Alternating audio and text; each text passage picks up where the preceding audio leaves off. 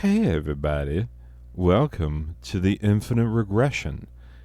It's so infinite, it's so regressy, such a weird, strange place. Hey, you know that dog your parents said went to the farm upstate?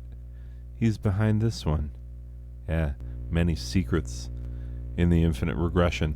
But you know what? You know what though? Hey, guess what just started today? Boom! Steam Summer Sale 2022, ladies and gentlemen. Oh my god. I did not know that it would ever come. I just waited and I have waited and waited. Anyway, we're going to start. We're going to talk about budget games cuz we are all about stretching your dollar here on this channel. That's what it's all about. I don't buy expensive games. And I don't expect you to buy expensive games, but I got good games that are not expensive. Let's get into it, shall we? Okay, pull up the Steam. Under $10. Don't have a ton of games, not a ton, but the quality, people. 20XDX, which is, if you remember your Homestar Runner, anyway. 20XDX. Anyway, regardless, 20XDX. It is a Mega Man styled game, but it's also roguelike, so everything is procedurally generated, and you would not believe, like, I've never seen procedural generation this well done, ever, in anything. Because it really creates levels that are super awesome, super fun to play, that feel designed. Like, ultimately, that's the point of, procedural generation. Anyway, good stuff. Really fun game. Highly recommended. Gotta stay on the store page, show you that it is currently only $6. So barely in the under $10 pile. Number 2, Axiom Verge. Oh my god. This game took the world of Metroidvanias and said, what if we that, but even more so? Like, it blew people away with how well designed it is, how deep a world this is, and it really pays homage to its predecessors, to your Super Metroids and whatnot, without ever feeling like it's ripping anything off. It's just a massive pile of new ideas for an old genre, is fantastic. And yeah, it highly recommended. It's only $10, 50% off right now. So this is the most expensive game in the entire video, and I would say absolutely still worth it. Battle Chasers Night War. Now, I played this first on the PS4. It's available on everything, seems like. And it's not, like, somehow it feels like people do not highly regard this game, which is insanity to me. Because it's a super fun, really well made, very beautifully designed, really good RPG. I think the Battle Chasers Night War makes it sound like it's going to be like, I don't know, the next Fortnite or something. It sounds like it's going to be some sort of battle royale nonsense, but it's not. It's a really good RPG. Made by THQ Nordic, who make a lot of good things. It's $7.50 right now. See, beautiful. When you get into the actual battles, it goes JRPG style, and it's really fun. Just beautifully designed. Reminds me of Torchlight, another game you'll see. Another beautifully designed, or Bastion, those kind of like gorgeous RPGs. But this is one that not enough people know and love, And yeah, 749, very positive for the people who have played it. Yeah, absolutely. Battle Chasers Night War. Battle Chef Brigade. My God, this game is awesome. Battle Chef Brigade. You are a young girl who leaves home, your parents' mom and pop restaurant, and you go to battle against the greatest chefs in all the land. But what else is about it? I'll tell you what else is about it. You have to go fight monsters and stuff because monsters make the most delicious food. And so, like, you are, doing this combined three stuff when you're in the kitchen, and then you go out and you make awesome food, and then it's this whole, like, Iron Chef thing. You can battle the other chefs, and you can learn new recipes. You could, like, do match 3 and also, like, RPG elements, and also, like, it's a really, like, this game does a lot of things. It does it beautifully. Like, it looks like an anime the entire time, and a really good one at that. The way the character moves, I just love it.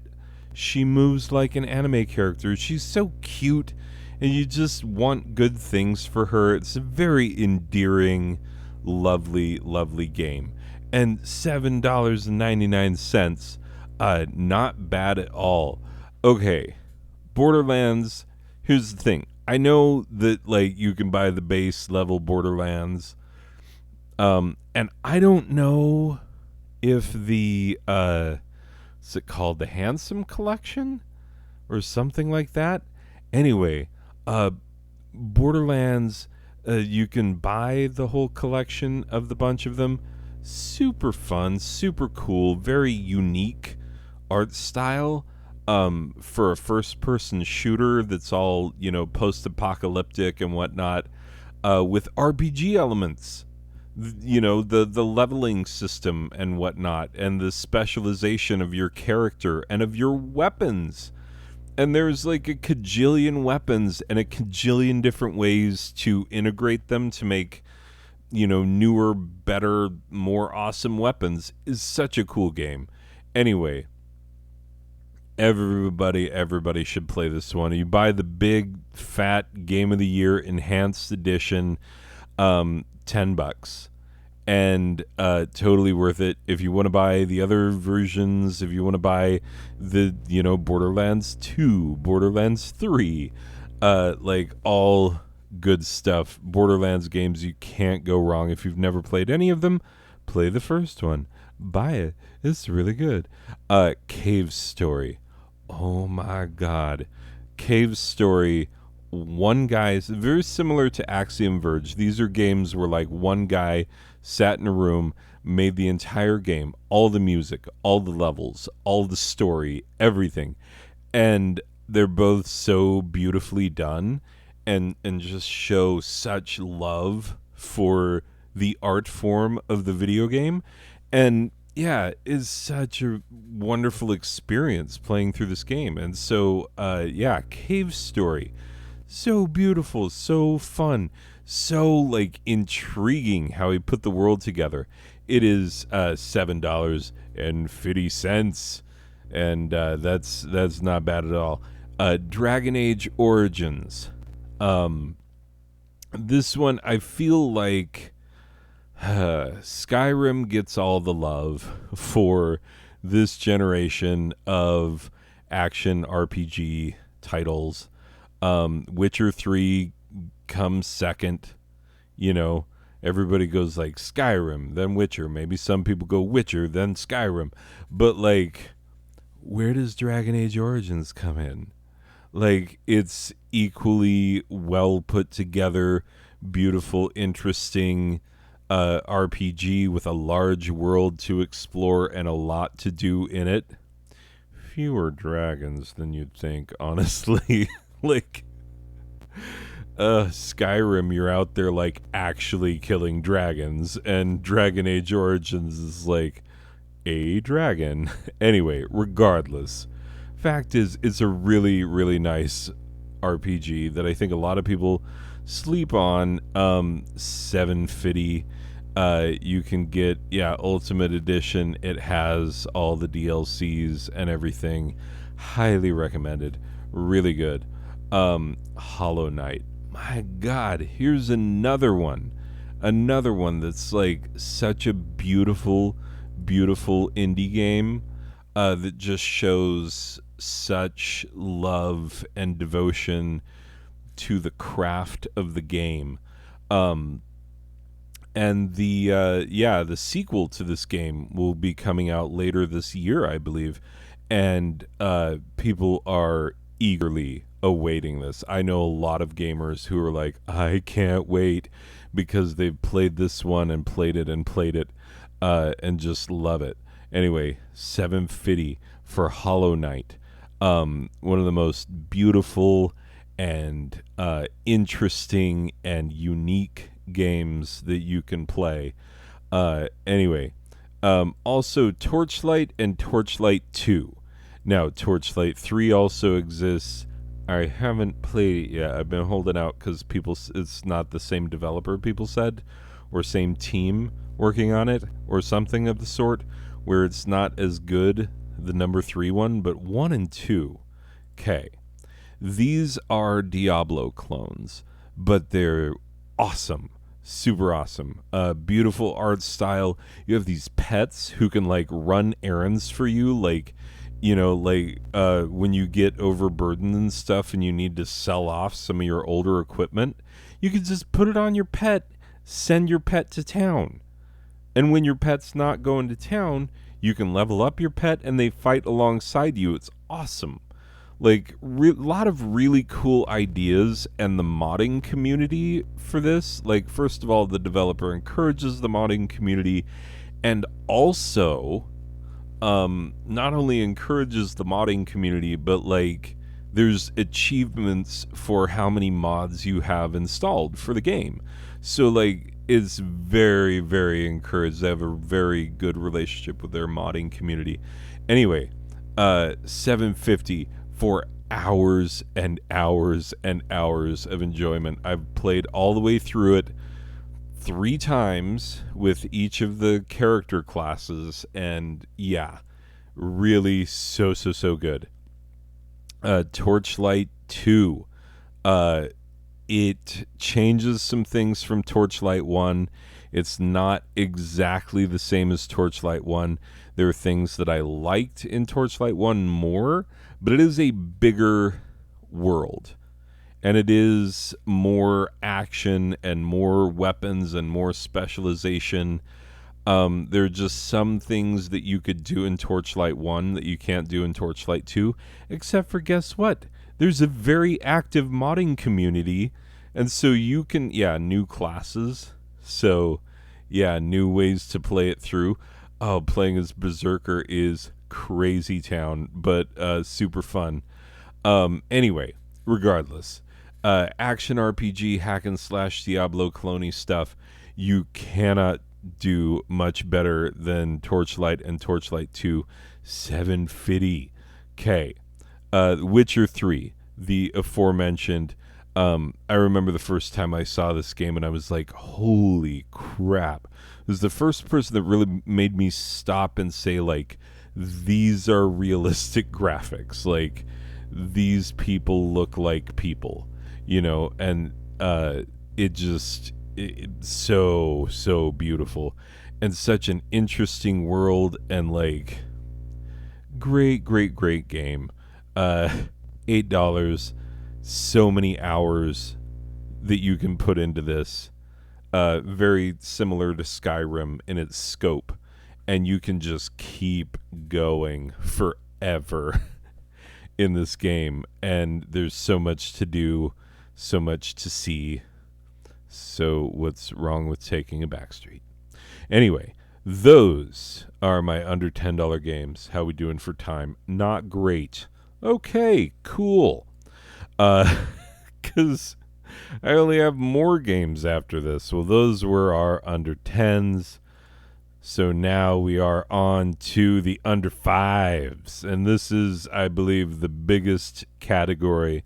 Games under $5. Let's get going. Okay, games under five. Aces of Luftwaffe Squadron. I'll try and go faster. This is a really super fun bullet hell vertical shooter. It is $3, which is really good. This game is so freaking cute. Your brain can't handle it. So cute and so much fun. Like really wonky game mechanics and stuff that work exactly perfectly in a really unique platformer. It's so much fun. It just is. And it's $3.74. Yeah. Beautiful, wonderful game. Love it so much. Airscape, Follow Gravity. Very indie game. Like has all the feel of like this is small development team. I don't know too much about who's cross product and Senpai. I don't know, but they made a really really good game where you're this little cat octopus thing that jumps from water to planet and planet to water, and you're messing with gravity everywhere you go, and so it has that that gravity effect that and love from so many games that play with gravity, but this one does it very very well, and it is $2.39. So one of the cheaper games in the under five. Okay, these ones individually are much cheaper than $5, but I put them in here because Alien Breed, these games, like isometric, you're on a spaceship, you're shooting aliens, and it's really creepy and really cool and so well designed. It is quite possibly the greatest isometric shooter series, like 1, 2, or 3. Like if you are thinking isometric shooters, these are probably top of everybody's list. And there's more isometric shooters than you'd think. I know that not lately have we been getting a bajillion of them, but like they do exist. Anyway, beautiful, beautiful games. So yeah, 99 cents. You can get the trilogy for $2.29, which is why this is in the under 5. So I'm saying if you play one of these and you enjoy it, you will kick yourself for not having all 3. So just buy all 3. Just get all 3 for barely over $2. My God. And it's like some very intense isometric shootery action. Annalyn, oh my God, did you know that someone made a like incredible single screen platformer, like in the arcades in the early 1980s, and it is 2D platformer, single screen. It does scroll left to right on the single screen, but you play one screen at a time, as God intended, as he set forth in the donkey type Kongs. Anyway, but like really, really, really well done. It'll remind you of like Donkey Kong Jr. in places. It'll remind you of like Miner 2049er in places. Some of these classic games of the genre. And then it also brings all this modern twist. There's like almost a Q*bert feel with these snakes. And like, it just reminds me of so many great arcade games. $3. $3 for like great arcade gameplay. You'll feel like you're in the arcade again and you're a kid and you got a fistful of quarters. Like it's awesome. Apotheon. This game is a Grecian urn come to life. The entire art style is so beautiful. and it's this action platformer hack and slasher.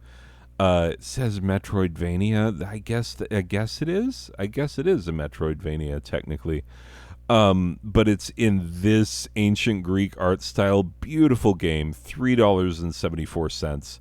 Really fun. Aqua Kitty, Milk Mine Defender. Yeah, this is a really fun shooter that is, if you remember the old arcade slash Atari slash Commodore slash everything, any old console had the game Defender, because it was such an arcade classic.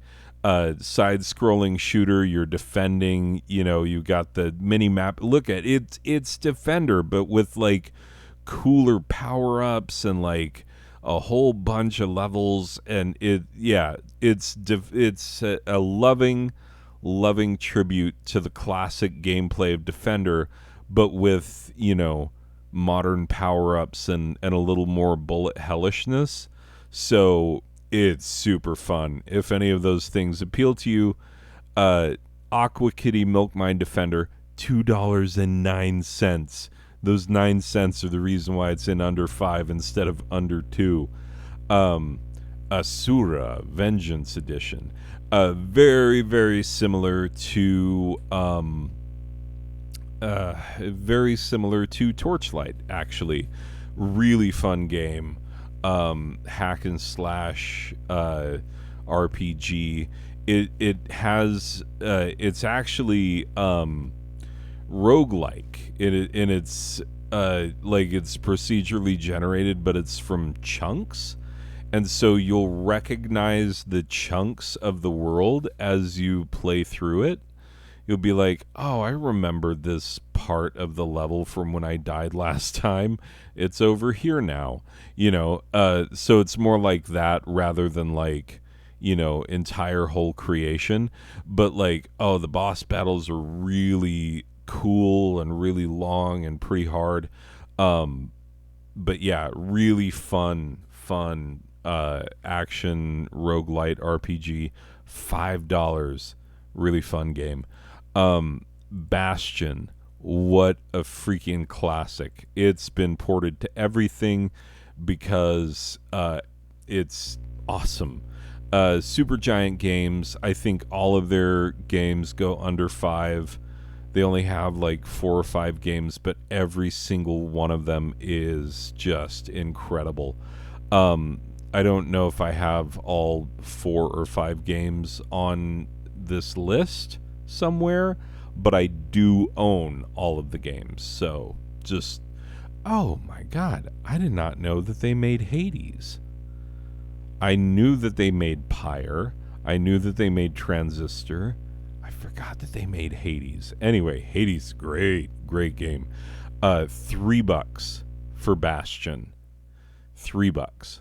And so the other ones, Hades is going to be a little more expensive right now. I don't know what it is, but it's probably like in the $15 range.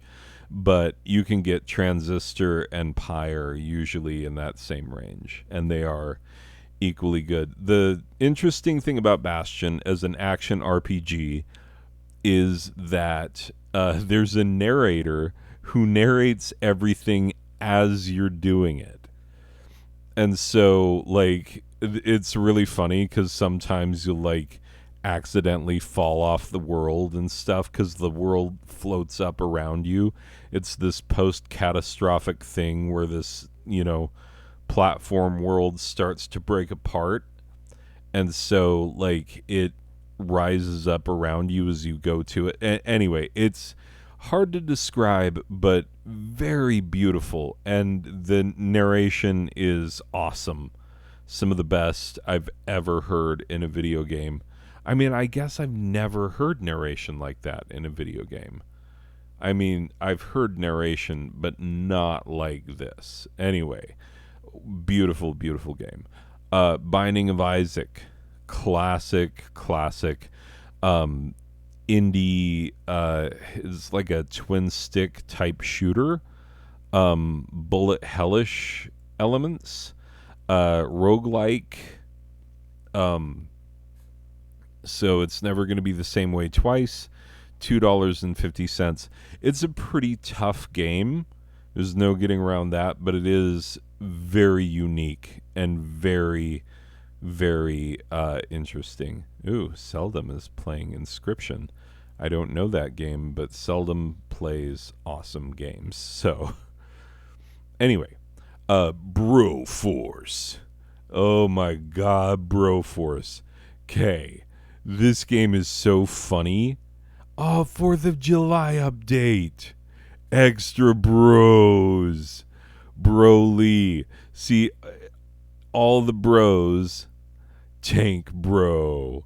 That's Tank girl. But anyway, Dirty Brory. So Dirty Harry. But like, yeah. All these different bros and all their names are like pun on bro and stuff. Ram bro. And yeah, anyway, so such a fun game. $3.74. I believe you can play this one multiplayer. Yeah, co-op. You can play this one multiplayer, and it's apparently a complete riot.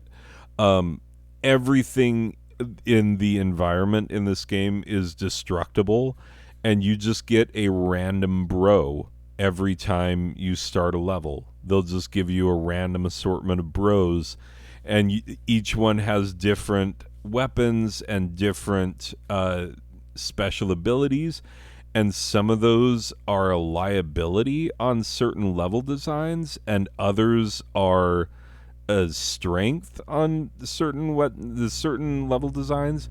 Everyone is a strength somewhere, and everyone is a detriment somewhere. And so the farther you get in the game, you get to where you're like, oh sweet, I got MacGyver.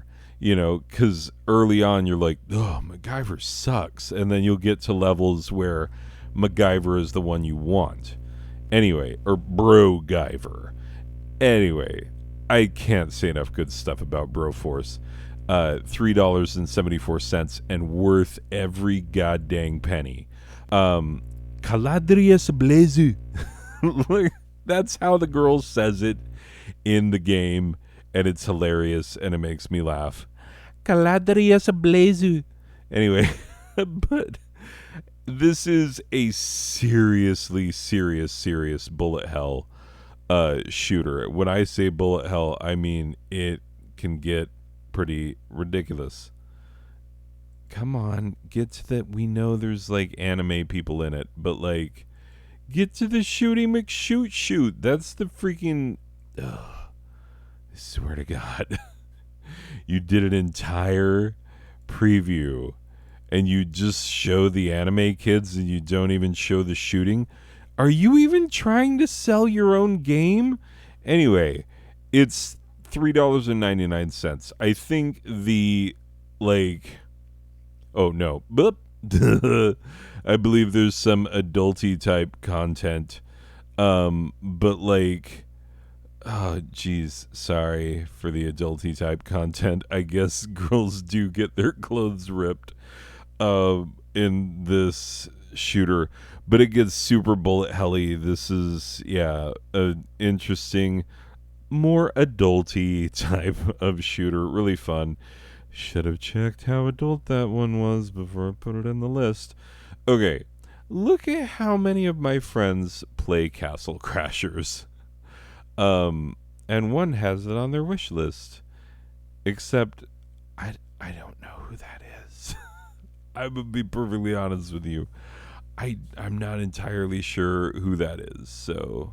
Otherwise, I would give it to them and just be like, here, it's cheap. It's Castle Crashers. It's such a fun game. And yeah, look, it's a side-scrolling beat-em-up, co-op play, just $3. You've probably heard of it, and if you've never played it, like, oh, you've been missing out, because this is... a real gem of beat 'em uppy classicness. Like, honestly, think about all the great beat 'em ups in the world. All of your Streetses of Rage, all of your golden type axes, your hack and slasher, beat 'em up, side scrolly type things. Yeah. This is right up there with all of them. Like, oh, with the deer that propels itself with its own poop. Anyway, funny, hilarious little game. $3, like great sense of humor, fun art style, and very, very satisfying to play. Like tight controls. Really, really, there's a reason why people love it. Cat Goes Fishing. Now, if you want a casual game, a game where you can just be like, hey, I don't need to be screaming and yelling and having aliens try and murder me like you would have on these games, which is super fun some of the time. But some of the time, you just want just to relax and kick back and enjoy something fun. And Cat Goes Fishing is exactly that. You're a cat. You catch fish. You can either sell those fish or use them as bait to catch bigger fish. And then if you get those bigger fish, then you can use that bait to get bigger fish. And there's a bajillion upgrades. And there's a bajillion different things that you can do. And it's so much fun. But it's super cash. Like, you don't have to get all caught up in it. I mean, you can easily spend an hour playing this game and not even notice the time passing. You know, it is one of those. Or, you know, if you want to, like, be like, I want to achieve all the things, you can play it for hours on end and really, really have a good time with it. So, Cat Goes Fishing, $4.54. You can't go wrong. Cat Quest and Cat Quest 2. Oh boy. They're both $4.99 right now. I believe there's also a deal if you buy both of them at the same time, except I already have them, and so it doesn't tell me what the price is. $3.24 for the most adorable action RPG you will ever play. And it's like so well designed. Like, you have no idea how well designed this game is, how perfectly leveled it is, how, like, incredibly well thought out all of the levels are for the enemies that they have, and, like, just, and everything scales perfectly. Like, the caves, they'll have a number on top of them that tell you kind of what level you should be before you go in that particular cave, and it's pretty spot on. That, like, oh, if you're, you know, like, only a level 2, you should probably not go in this level 5 cave, you know, and you should probably not face off against this, you know, level 15 dragon or whatever. But yeah, so it scales really well. It plays super, super well, and it's freaking adorable. Anyway, $3.24 for Cat Quest. I think Cat Quest 2 is $4.99, something like that. Cat Quest 2 you can play co-op, and Cat Quest 1 is single player, but Cat Quest 2 is co-op and $4.50. And it's just another beautiful, well-designed, very fun, perfectly scaled RPG that, yeah, anyone could pick up and learn how to play it, and anyone could have fun with it. So super, super good. Highly recommend. Now, I feel like everybody in the world has heard of Celeste. Is this beautiful game that is very atmospheric, very has a very certain feel to it, and will make you feel things as you are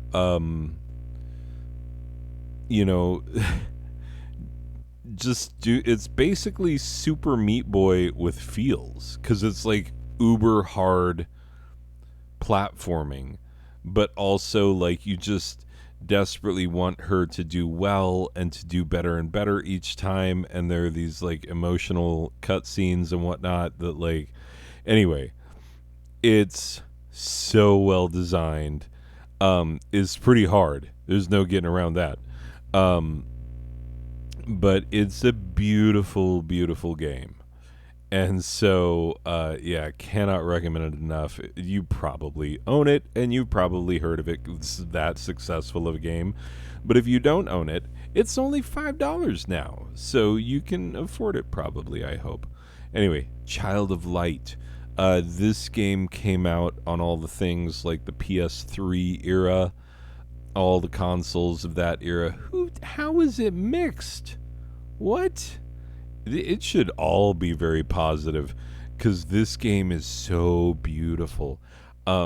Just like amazing, amazing watercolor style art. And it's a gorgeous game about death. And like I won't like just even saying death is probably giving too much away, but it's so beautiful.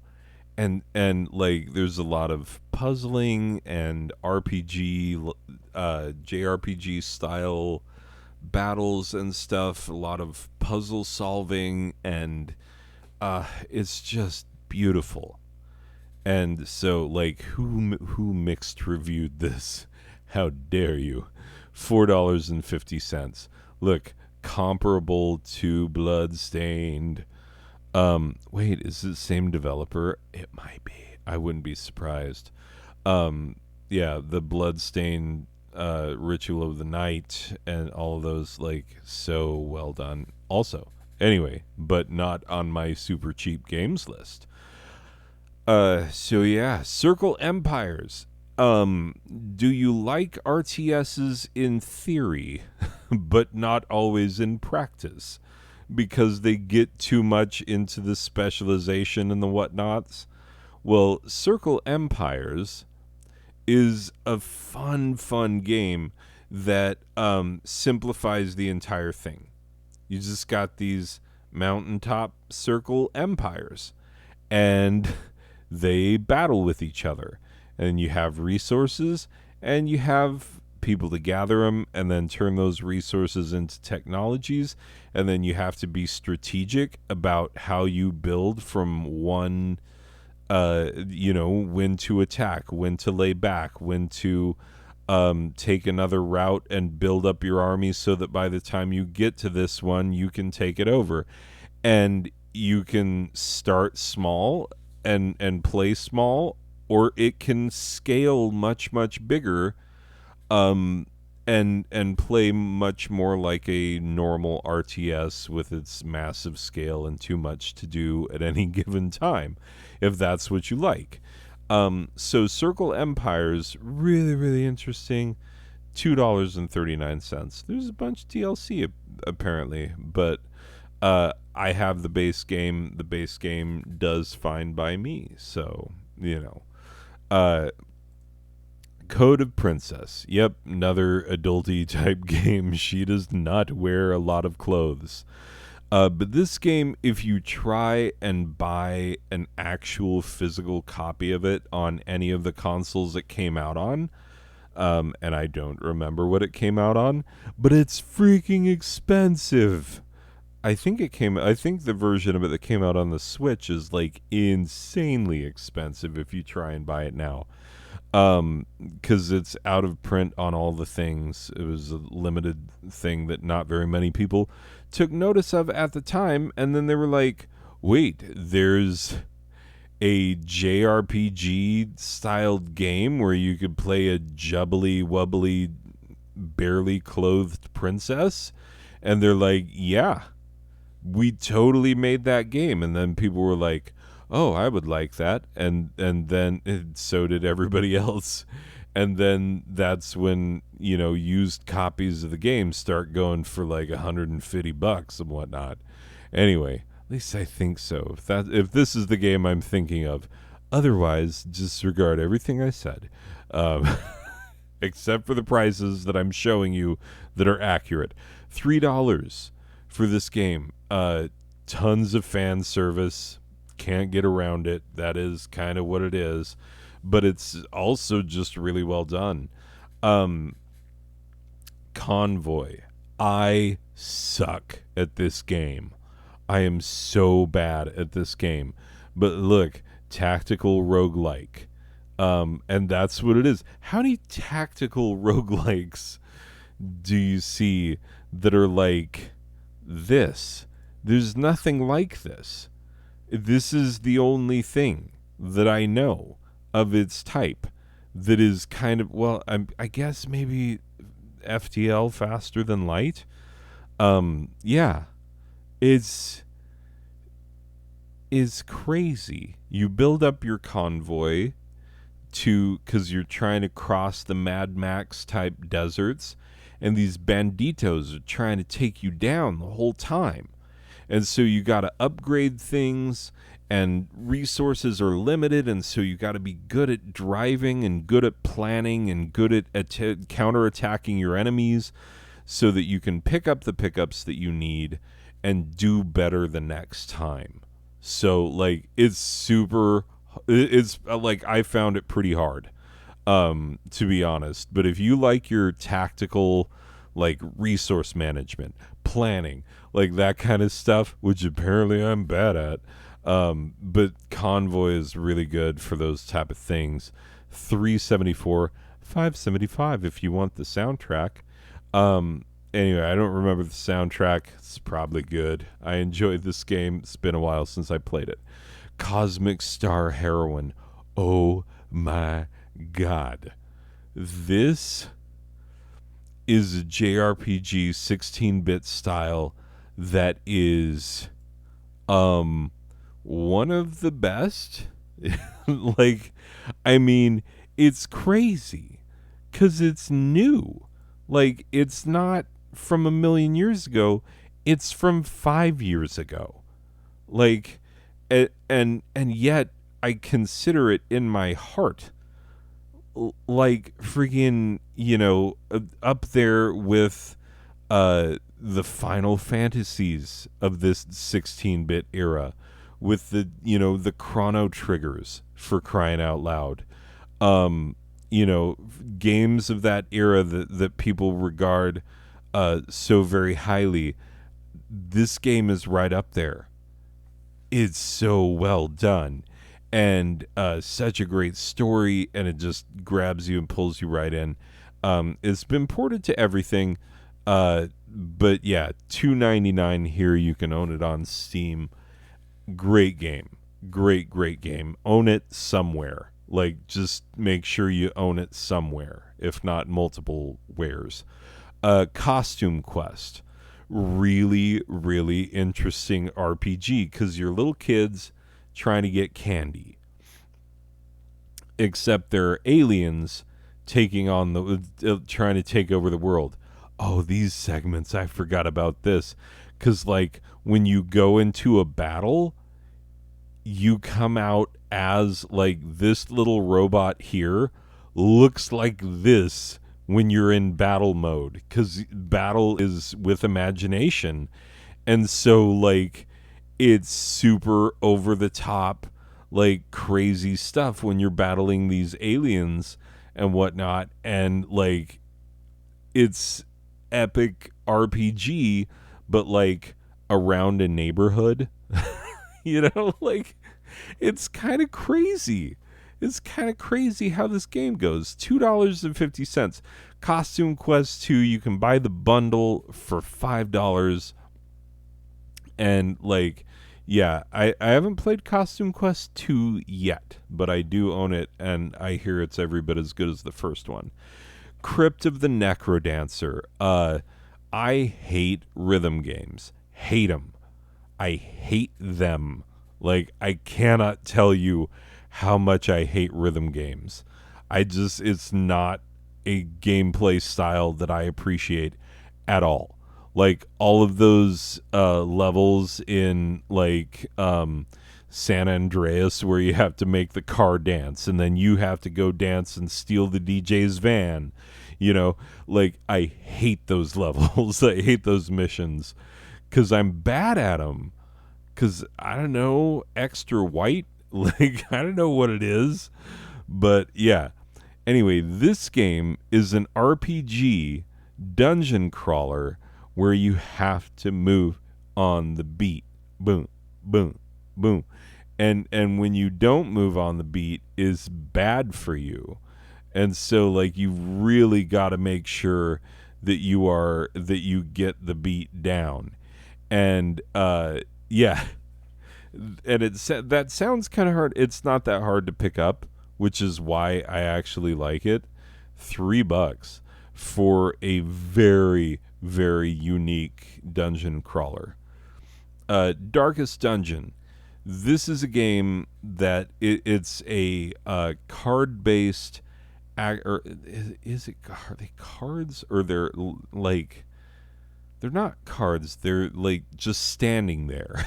Like everybody just, every room is a screen, and everybody will be just lined up.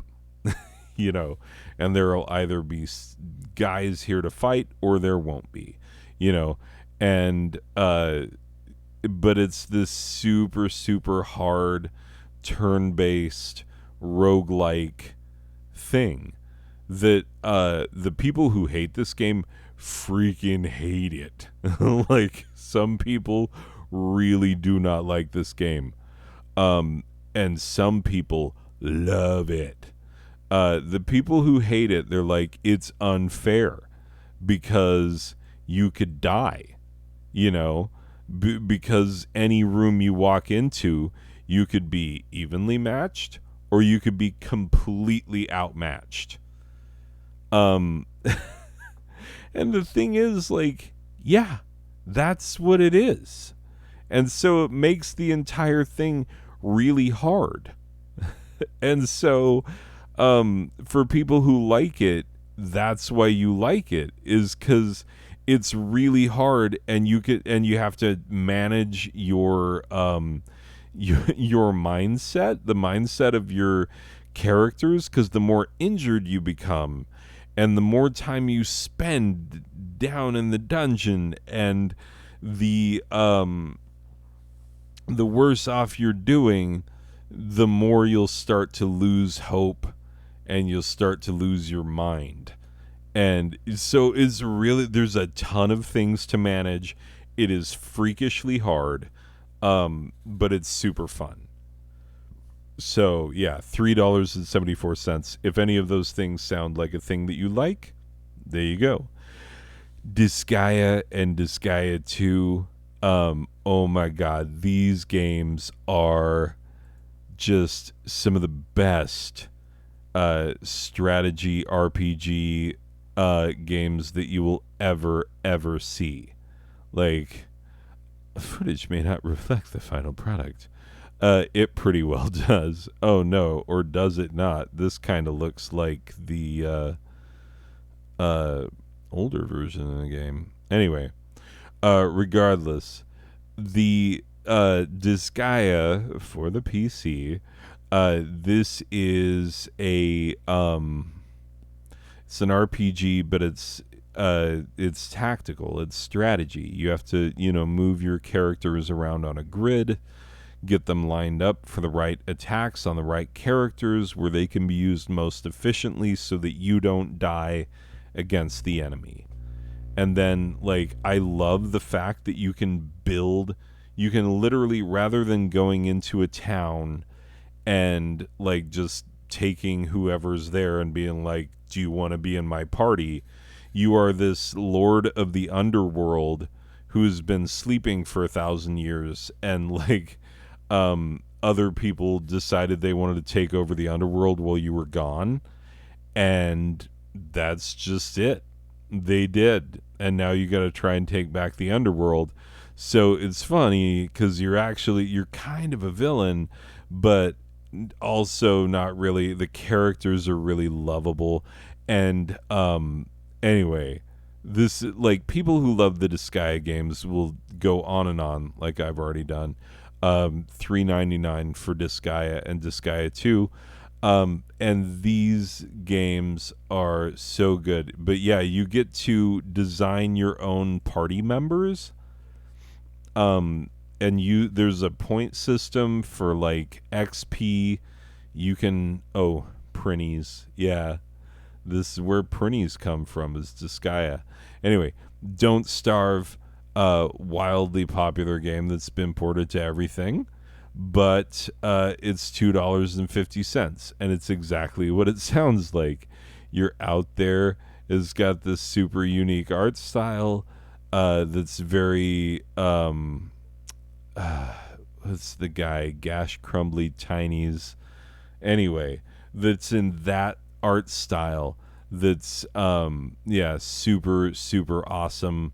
Love it. Very fun. $2.50. There's also Don't Starve Together, which is also in the same under $5 price point. I don't know why it's not in here. Donut County. Oh my god, one of the cutest games you will ever play. Ever, ever, ever. Have a garbage day. It's all about this lazy freaking raccoon who works for this donut shop where, like, the way that they deliver their donuts is, rather than sending someone out to deliver the donut, they send out a hole, and the hole is supposed to deliver the donut. So they just drop so they could drop the donut in the hole and then plop it out on the other side, but the hole gets out of control, and then it turns into this whole Katamari Damacy thing where you go around and you just swallow everything. And then there's like, it's super fun. It's like puzzles, and like awesome character design. $3.89, like great storytelling, so much fun. Donut County, love that game. DuckTales Remastered.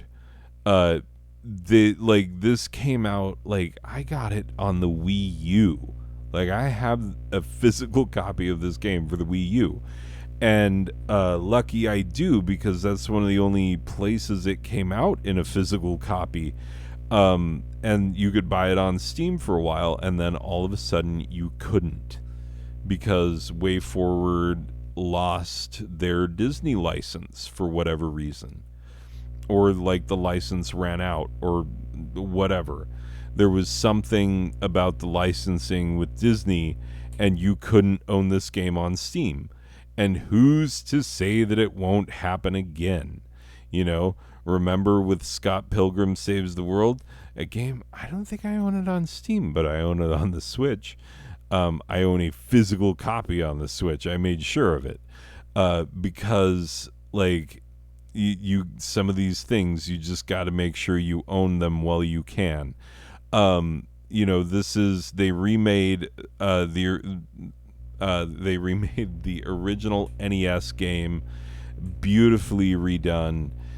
So much fun to play. Plays so remarkably like the original, and yet has these beautifully updated graphics. One of the most beautiful, wonderful remaster jobs you will ever see in video gaming. $3.74. Hard to beat. Dust, an Elysian Tale. This one, so well loved. What else do these guys make? I swear they make something else that I really like. Humble Hearts. Anyway, I don't know, but this game right here, it's a Metroidvania indie RPG-ish kind of a thing. And it has a really beautiful art style. It's funny because I always felt based on the text in this game is what makes it feel like not quite a big budget thing, but other than that, it really plays like a big budget thing. Is beautiful and wonderful. And it's only when you see the like text of the characters speaking that I was thrown out of like, oh, this was an indie developer who made this, you know. Anyway, super fun, 374. Yeah, action RPG Metroidvania kind of thing, super fun. Anyway, Freedom Finger. More adult content. I mean, not adult. Well, kind of. You're flying this giant middle finger, and it's a shooter. It's a side-scrolling shooter, bullet hell style. Tons of power-ups. Very, very hilarious game. Really hard. Like really hard, punishing, unforgiving, side-scrolling shooting, but so funny. $3 basically. So yeah, Freedom Finger. Gmod. Everybody loves Gmod. Who doesn't love Gmod? You know, somebody just took the Half-Life 2 engine and was like, what if you could do whatever you want with it? And people were like, whatever you want? And they were like, yeah, whatever you want. Literally go nuts. And so yeah, people went nuts. People went crazy, go nuts. People, it's like there's so much that you could do. Look at how if you don't have Gmod yet, you should get it. It's $4. There is a learning curve to figuring out how to do the things that you do in this game, because it's a sandbox, but it's not a sandbox like, you know, Grand Theft Auto is a sandbox. It's a sandbox where they just drop you in a desert and they're like, figure it out. And then you can figure out that like, oh, I can manipulate everything and anything around me and summon in anything, anyone, make them behave in any way, and just go nuts. And literally that's what Gmod is. I feel like I'm explaining things that anyone watching this would already know. Anyway, Gato Robato. This one is a great Metroidvania that is, you know, just black and white, you know, so it feels like a Game Boy game at times, but you play as this cat, but like Blaster Master, it's very similar to Blaster Master, only like this is literally the guy's cat. He designed the suit for himself, but the cat becomes like, you know, the cat gets in the suit and becomes the only hope for all of humanity to you know, go through and fight all these crazy bosses in a giant Metroidvania world. So well done. So well done. $2.39. Highly recommended. Goat Sim. Goat Sim is like Gmod, but with less to do. It's basically like you are literally a goat, and you just literally go around and like just wreck stuff. Just goat it up. You make stuff explode. You can go worship Satan Goat, become Satan Goat. Like there's a ton of cool stuff. You could go skateboarding. It's just, you know, a physics sandbox basically. And you're a goat. And there's a lot of sense of humor and stuff, but it is more limited than Gmod is. So $2.50, Goat Sim. It's one of those ones that you need to own it eventually. This game, Gris or Gris, I don't know how it's pronounced, but it's a beautiful game. It's very artsy, and it plays a lot like if you played Journey on the PS3 back in the day. Yeah, another Devolver Digital game. But yeah, very beautiful art style, like very beautiful message. Just an amazing, amazing game. So yeah, you should totally own it. $4.24. Um, Guacamelee. Holy crap! This is a combo based Metroidvania brawler beat 'em up boss rush crazy game with a Mexican luchador style approach. And man, is it fun. Holy crap. This game is so much fun. And there's like a bajillion different editions, but you want the Super Turbo Championship edition with all the DLCs and everything. It's $3.74, and I'm telling you, this game is hard. It is not easy, and those boss battles will have you like scratching your head for a while until you learn the patterns and learn how to handle yourself. But man, so satisfying when you beat a boss in this game. Oh my god, so much fun. It's so much fun and so frustrating. My family is like, we hope you never play that game again. Because of the number of times that I like lost it was like, why is it so hard? But then when they ask me, but do you like that game? And I'm like, I love it. I love it so much. They're like, you yell at it all the time.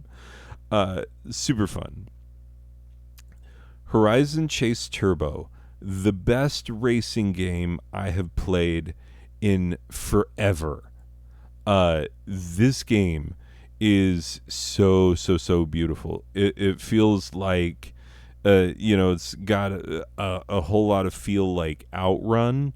If you remember that game in the arcade back in the day, it has very Outrunish feel. There are a ton of tracks. There are a ton of cars.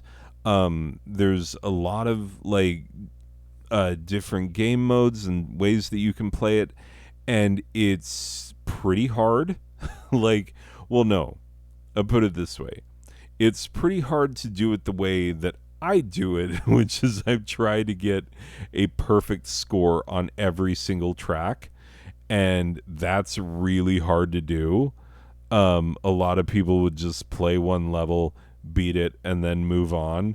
But I'm like, no, I have to get perfect everything on this level, and yeah, I just go way too hard on myself playing this game.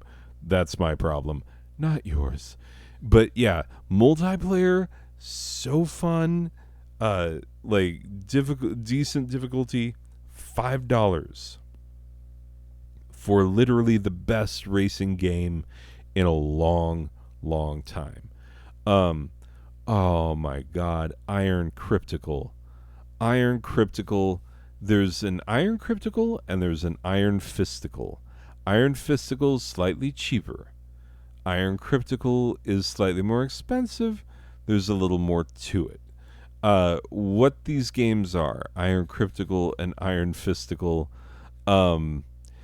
they are action RPG-ish games, but they're like twin stick shooters. So your dude, you see him jump in there like he looks like, oh, what's the character's name from Ghosts and Goblins? Anyway, I can't remember. Stupid brain.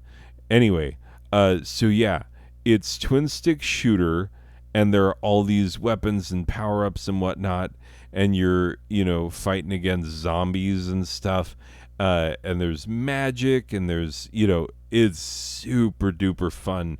You power up your character over time. Yeah, there's a lot to do. It's a lot of fun. Very frantic shooting. Some levels you'll have to play more than once because, like, 4-player co-op. That's right. 4-player co-op. I don't know if Iron Fisticle has co-op, but this one does.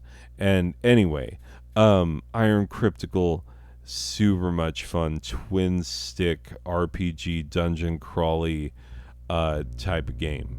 And it is but $2.99. Okay. Just Cause 3. The Just Cause games are going to be featured prominently here because what they are is they are basically like Grand Theft Auto, except for like you work for this secretive government agency that's kind of like involved in overthrowing world governments and stuff. You know, kind of like we actually did there for a bit. Anyway, but it's super much fun. And yeah, the third game is widely regarded as the best one, um, because you can do just about anything. There's this whole system where you can grapple onto stuff, cars, helicopters, what have you. You can grapple it because you have this cool grapple gun, but then also you can pull out a parachute and you can parasail off of helicopters and cars and all kinds of stuff. Like, and the physics get super crazy, especially in the third one. You can do all kinds of stuff. You can play the missions if you want to play the missions, but you can also just go freaking nuts in this big sandboxy world. Yeah. Basically, the best way to describe these games is like whatever insane stunt you've ever seen in a movie, in like Mission Impossible or whatever, that you're like, there's no freaking way. That's what you do all the time in this game. Cool guys don't look at explosions. Anyway, they don't. Just Cause 3 is only $3. All these games are super fun.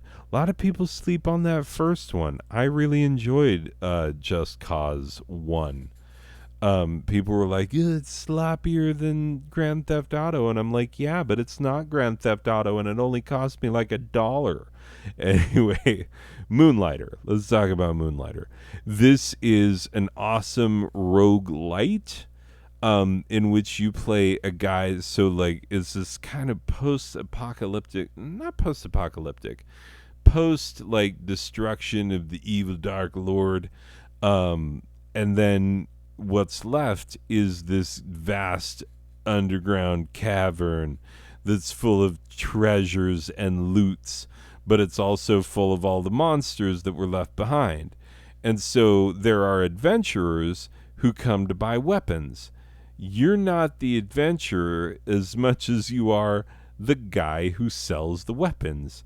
But in order to get the weapons and the armors and the treasures and the trinkets that you sell in your store, that you expand on as you go deeper and deeper into the game and kill more and more stuff and like have your own grand adventure as you do it to get the loot to sell.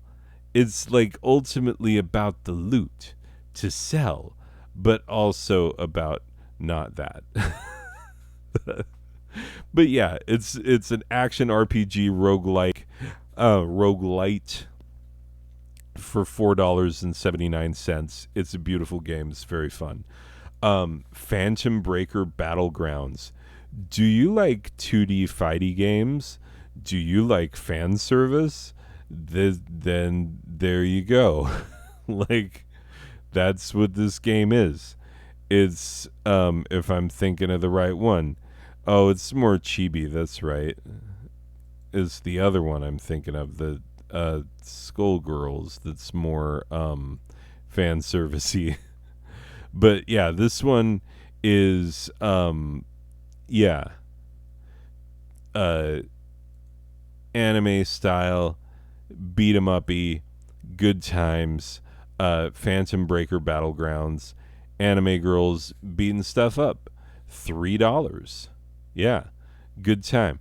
Now that I remember which game this is, and remember that it's not Skullgirls, which is a different game, which is a 2D fighter. This one is a beat 'em up. you dingus, remember which game is which. Piku Niku. Piku Niku is super cute. Everybody loves this. It's another Devolver Digital. They make a lot of good things that are very different from each other. But yeah, Piku Niku is like, you're this dude. And like, hold up, let me put it on this one. Because you're this dude.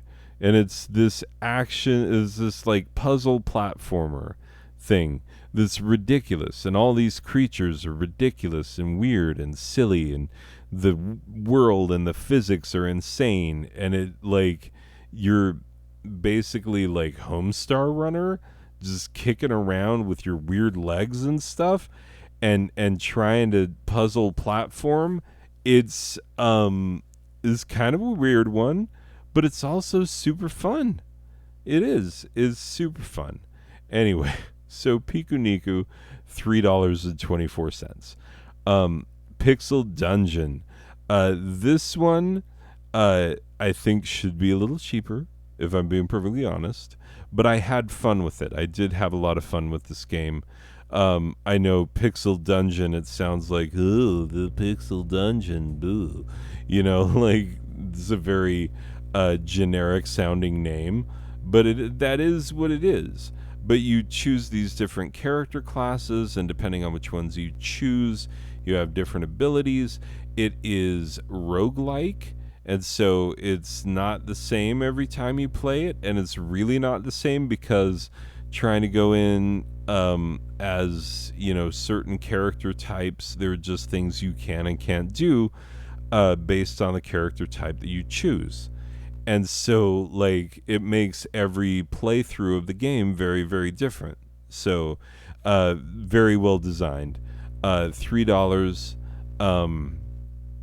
I feel like more of a $2 range would be fair, but that's just me. But yeah, still a fun game. Enjoy it. Psychonauts. Oh my goodness. This was a classic, again, of the Xbox 360 PS3 age. But yeah, very beloved game. I know a lot of people who will say that this is in their like top 10, top 5 favorite games ever.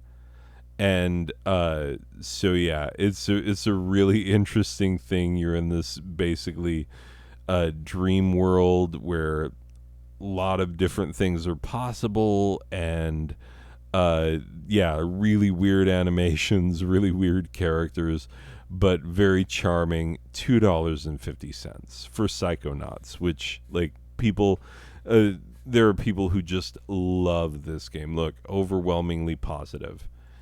Still, it's just one of those very beloved games. Regions of Ruin. Oh my God. I really, really love this game. This is it's an indie hack and slash, sort of world building, town building. I don't want to say like tower defensey, but there is sort of a, fortifying and building things up. I'm not a huge fan of like open tower defense type stuff, but this is like, you go out into the world, you're facing off against monsters, but then you're also building up the home front and fortifying it up. So there's a lot of things to manage and do in this game, and you can play it a lot of different ways, like take sort of different approaches to it. Anyway, $2.99. Very deep for like only being able to go forward and backward. Like, and that's it. It's just completely two-dimensional, one plane. And it's really, really deep. Reventure. I was surprised that this one is in this price point also. 100 different endings. This is one, Reventure sounds generic, and you look at the graphics and you're like, those kind of look generic for a, pixel based, uh, roguelike, uh, adventure, and is retry, refail, reventure. Yeah, that's pretty much how it is. Make a new choice, find a new path, explore a huge world. Yep, that is what it is. That is what it is. It does grow on you. It's very charming. Like, I love that, like, it's dangerous to go alone. This guy, like, look at his face in the, it, has its own certain charm.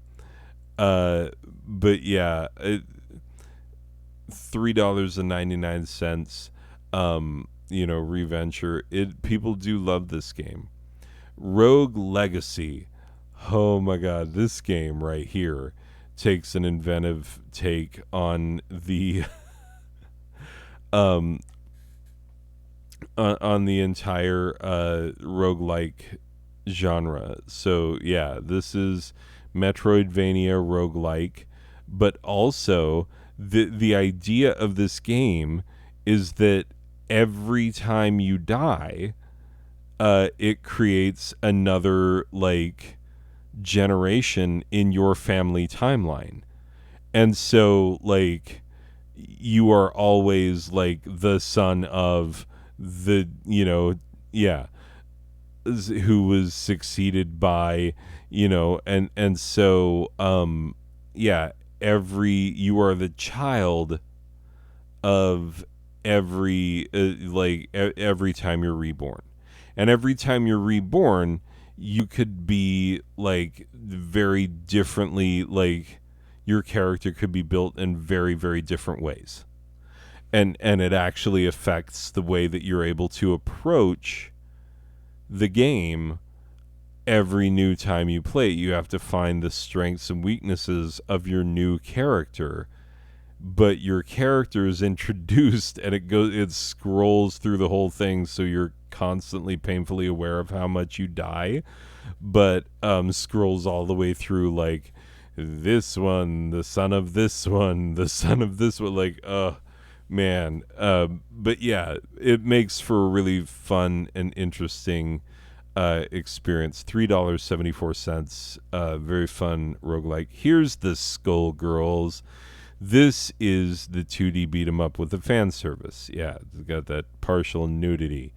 But I don't think it's that partial. I think it's like cleavage and jubbliness is the worst that you'll see in this game.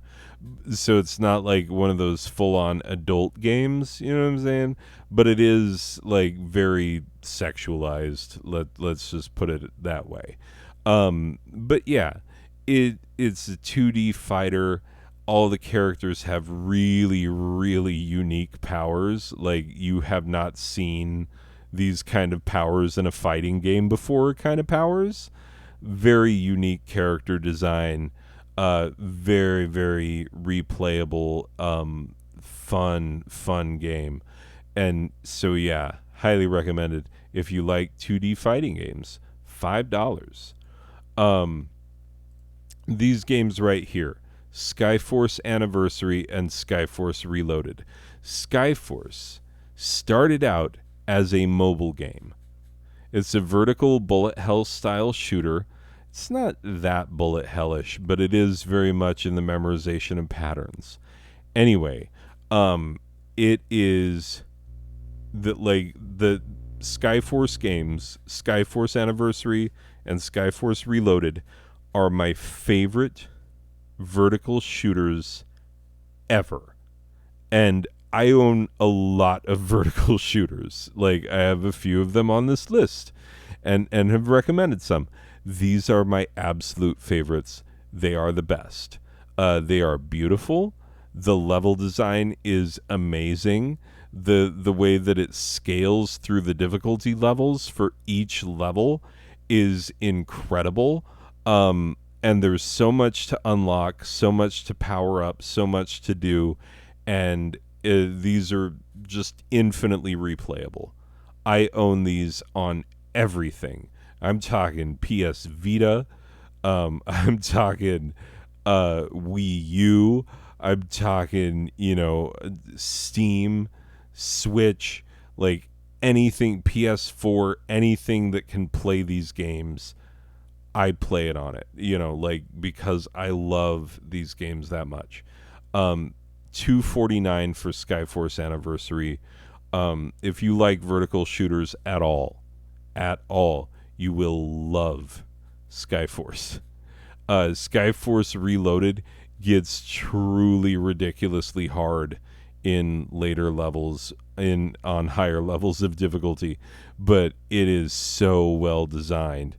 Harder than Skyforce Anniversary, but much, much, much more rewarding when you perfect a level and learn how to, because there are different achievements for, like, there's one where for going through and staying untouched, and it's hard to get on this game, but man, is it fun to try.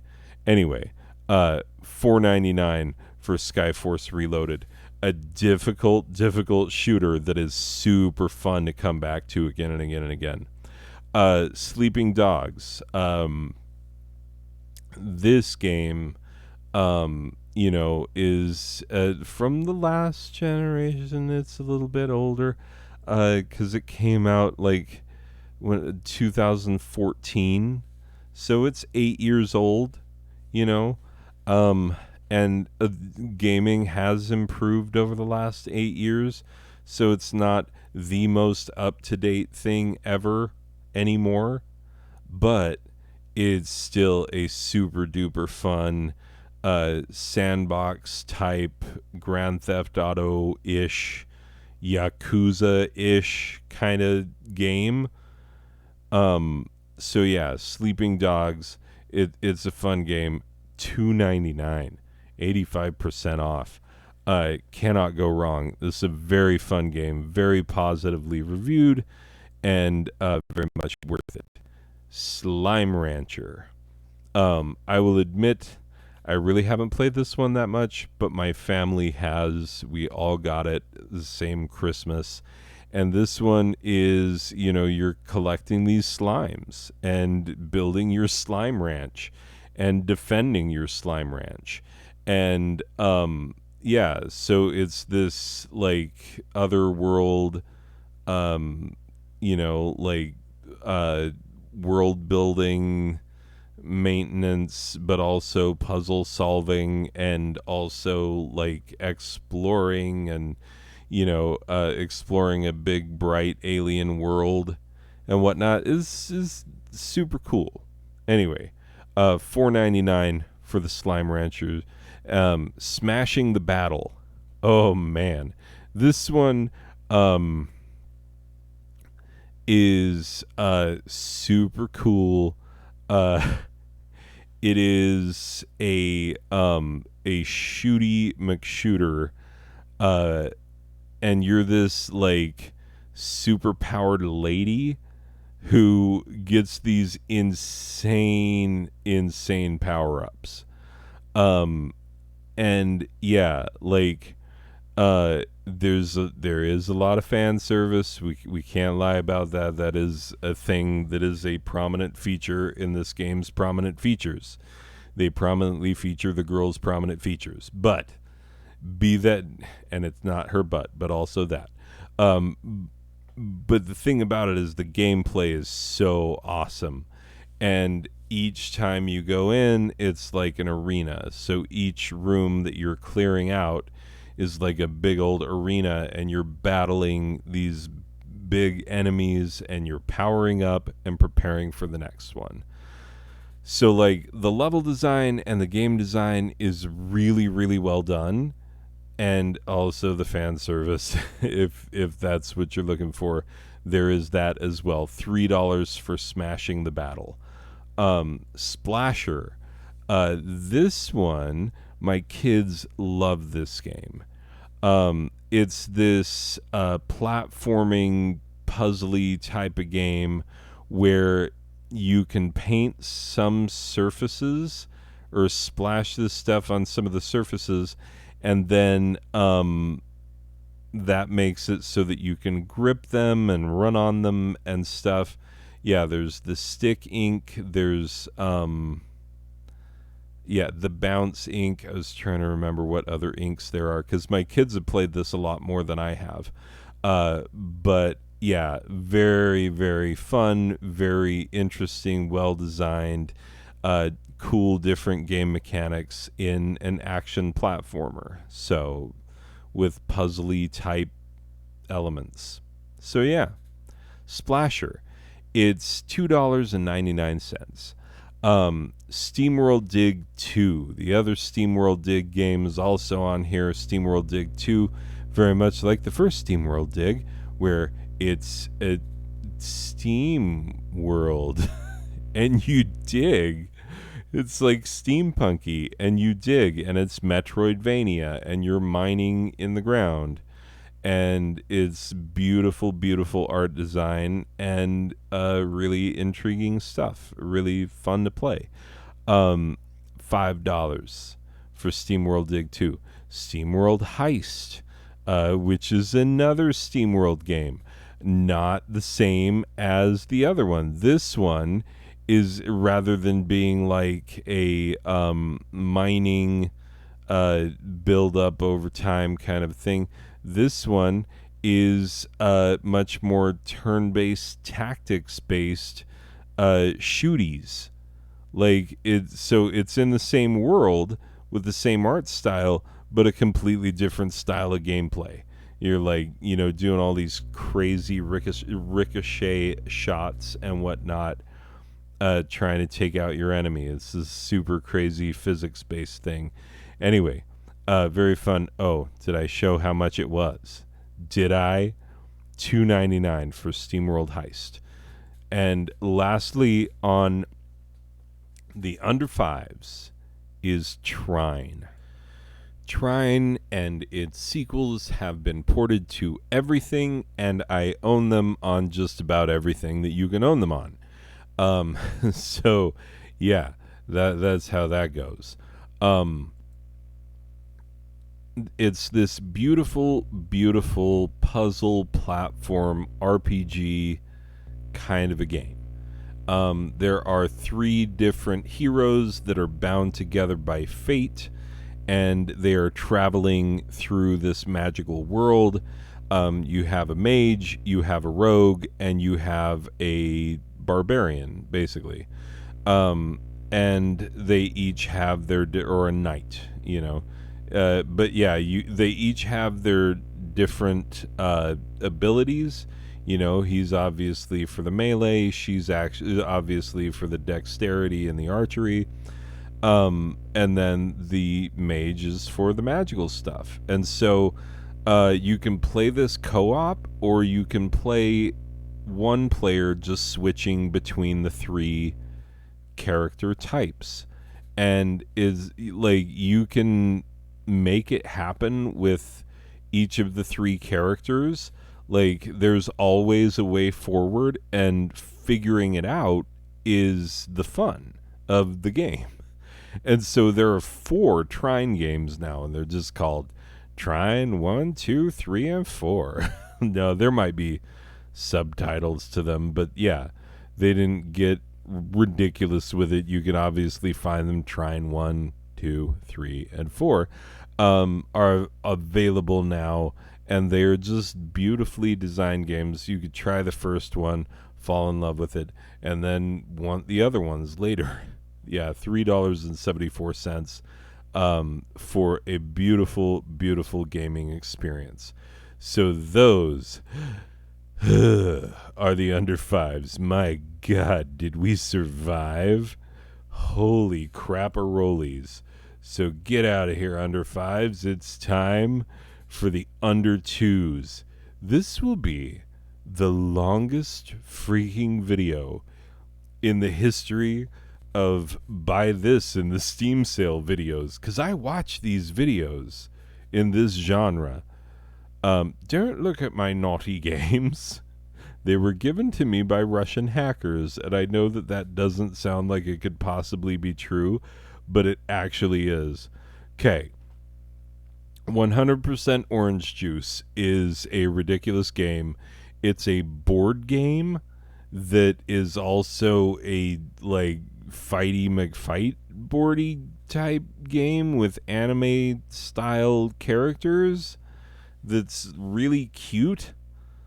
And it has a ton of DLC. It's $1.74 for the base game, which you can play, and you can buy a 4-pack of the game, I believe. And if you can't buy a 4-pack, then it's $1.74. Oh, $4.49 for the 4-pack. And you and 3 friends can play this ridiculous board game with anime characters. That's super fun, and each of the characters has different abilities and strengths and weaknesses. It's a whole thing. 12 is better than 6. Top-down shooter with an old Western vibe, but it's hand-drawn pencil, like pen and ink style. So you're just this sombrero with a gun sticking out, because this is your character, but it's top-down. And so, like, you're this a type of hat, and you're shooting at these type of hats. And when you shoot them, they fall down, and the blood oozes out, and you see the full body. But while you're, moving around and sneaking and stealthing, and then also shooting, because you have to manage your ammo and stuff, because it's really easy to get outnumbered and stuff, and you got to try and figure out the level and pick guys off one at a time and stuff. It's, there's strategy. It's not all super easy, but it's all doable. But yeah, this is a beautiful game and super fun, and it's only $1.49. Alien Shooter, generic name, great game. Alien Shooter is very similar to the Alien Syndrome, or is it Alien Syndrome? What are those other games that start with Alien that I was just highly recommending and saying they were the best isometric shooters ever? Is it Alien Syndrome? Anyway, my brain is falling apart, people. But regardless, Alien Shooter, it's the goriest. Like, you just shoot an endless onslaught of aliens. And I love how, like, your hands rotate, but your legs kind of don't. They, like, rotate after the fact. And so, like, you'd be walking around half twisted around and backwards. But it's kind of a, 90s type of game charm.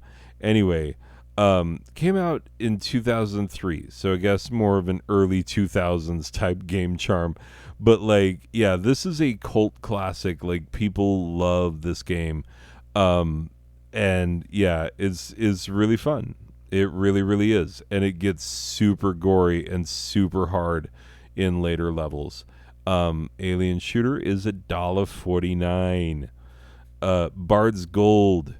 Bard's Gold was an awful lot of fun. It's an action roguelike. You are the bard traveling through, and you're just trying to survive, do better each time, make it to the door, and make it to the next level. And with everything that you collect, you can level up your character in different ways, so that because some of the skills that you some of the things you unlock can be for just the next try, and some of them are permanent improvements to your character's skill and abilities. So it's roguelite-ish, but also, roguelike in its own way as well. It's a really fun game, really highly reviewed, and well worth it. Certainly a very fun game. and it is only $1.99, just under the two. Bladed Fury. My first thought when I saw Bladed Fury in here was like, how the heck are you getting Bladed Fury for under $2? This game is so beautiful and so amazing. It's set in ancient China. You're one of these two sisters. There's an evil demon on loose, and you take this massive, freakishly large anime style sword, and you slash people up. It's really, really, really cool hack and slash combo making.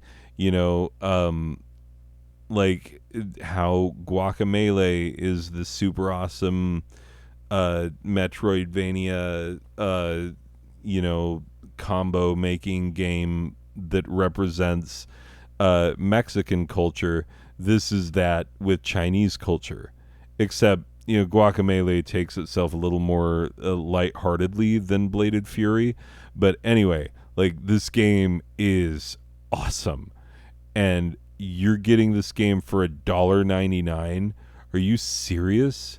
This game is like, it's beautiful, it's amazing, it's so well put together, and it's a lot of fun.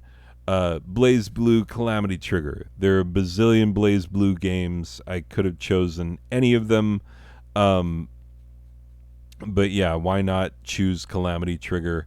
Yeah. So, this one is like all of them. Come on, get to the Fighty McFighterson. Stop just showing the characters. But it's this outrageous 2D fighting anime over the top, like with these insane combos and like just ridiculously ridiculous stuff. But if I remember correctly, it also has like a half decent story in the story mode. I was like, what? A half decent story in the story mode of a 2D fighting game? Anyway, $1.49. There are other Blaze Blue games as well. Hold up. Blaze Blue. Yeah. Cross Tag Battles, $6.24. Chrono Phantasma Extend, $4.49. Continuum Shift Extend, $2.99. Yeah. So there are other BlazBlue games that are also inexpensive. So if you get this one and you find that you like it, there are others as well. I might pick up some others during the Steam sale, to be honest. Bleed. There's Bleed 1 and a Bleed 2. This is the Bleed 1. I own both Bleed 1 and Bleed 2 on the Switch, so I only own Bleed 1 on the Steam. But you can buy them both for $2.54. You can buy just the one for $1.49. What this is it's a twin stick shooter that's pretty hard, not gonna lie, but it also has a bullet time mechanic. So yeah, you got to learn how to control your bullet time and your dash ability during bullet time, and then learn all the patterns of all beating that helicopter that they just showed. That's the very beginning of the game.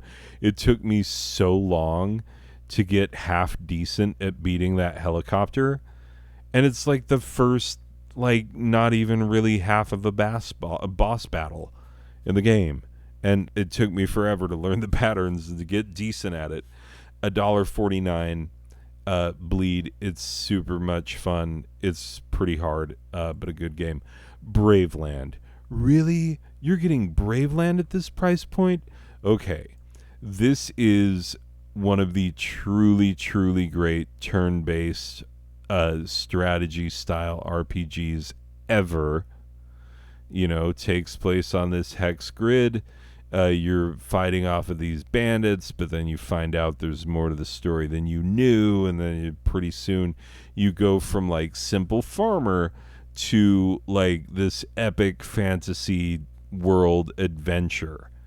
and you build your character up over time and get more people on your side as people join your cause to fight the evildoers, and then you can generate more and more. Like, this is a unit of 13 farmers. This is 6 archers, so they get put together in units like this.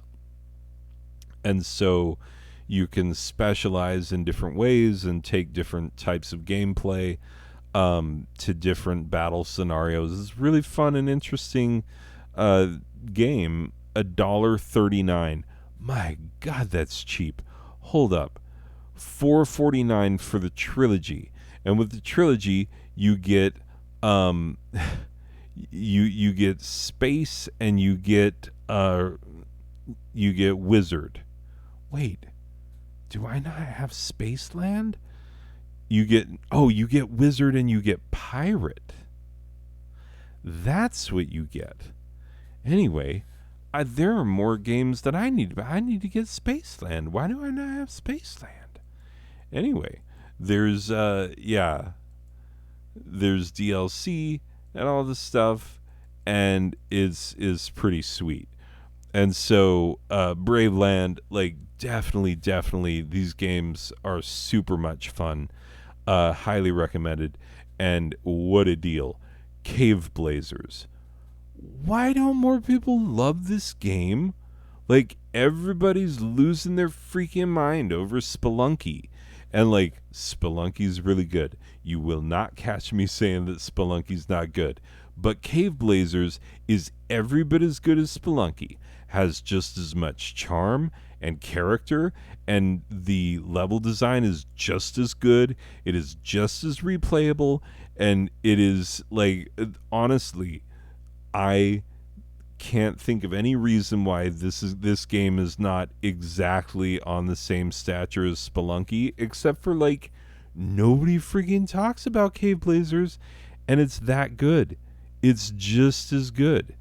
And yeah, there you go through, and there's so much loot to collect and things to do, and you're gonna die and die again and die again, and, like, you're gonna get better over time.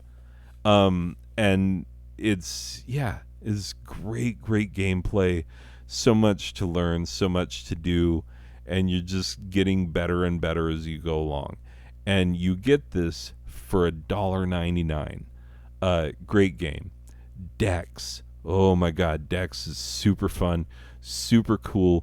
It's cyberpunk 2D RPG where you have this, like, cybernetics type of deal where you can sort of send a cyber version of yourself ahead into rooms and stuff and check things out. But when you do that, then you're immobilized in the other world. It's also got, like, this, so you'll go from, like, shootery to, like, side scrolly to different types of things that you can do, different abilities that you can level up, puzzle solving, lots of really good platforming and beating them up, and, like, there's so many cool elements in this game. And it just is really so well done. And yeah, you get the demo for free. $2 for the game, and it's a whole lot of game for $2. Like, really done. Dishonored, holy crap. Talk about a lot of game for $2. Dishonored is quite possibly the greatest stealth game ever made. And you would find a lot of people who would be absolutely 100% willing to defend that. And I know what you're thinking. You're like, what about Hitman? And what about freaking Assassin's Creed and whatnot? And there are so many people in this world who will be like, Dishonored. Come on. And that's how good this game is. Like, it just is. Even for people, like, if you don't like stealth games, you'll probably still like Dishonored. You can't say that about Hitman. You can't say that about Assassin's Creed. Like if you don't like stealth games, you're not gonna like Assassin's Creed. You're not gonna like Hitman. You will like Dishonored though. It's so well written. It's so well put together. The world is so interesting, and you are getting this game for $1.99. Oh my God. Just get it. Just have it though. But just have it. Duke Nukem 3D World Tour 20th anniversary. Yeah. What am I going to say about Duke Nukem that hasn't been said a bajillion times over by LGR and other great YouTubers who have loved this game for a million years. Um, yeah, I came up on the 2D Duke Nukems, but yeah, $1.99 for one of the great first person shooters of all time. Geometry Wars, one of the great twin stick shooters of all time. I remember when this came out, seeing this on the Xbox, and I was like, holy crap, that looks awesome. And my brother-in-law was like, do you want to try it? And I was like, yeah. And I played it, and I was like, oh, this game is the everything. I was like, I got to get an Xbox because of this. Most people were like, I got to get an Xbox because of Halo. Because, yeah, this came out 2007. I was like, I got to get an Xbox because of Geometry Wars, which, wasn't even a physical release. Anyway, $1.99.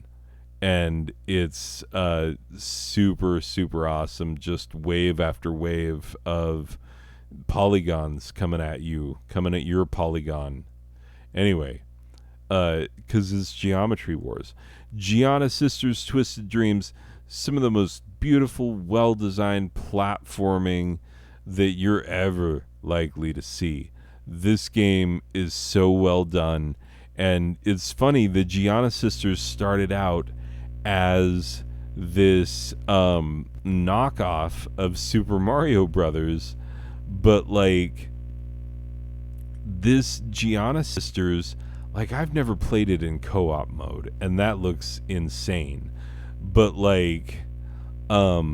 yeah, the single player enough is, because if you're the sort of person who is like, no, I need to go back and get that gem, I can't. I can't go on to the next checkpoint until I go back and get that. Anyway, it's for real though.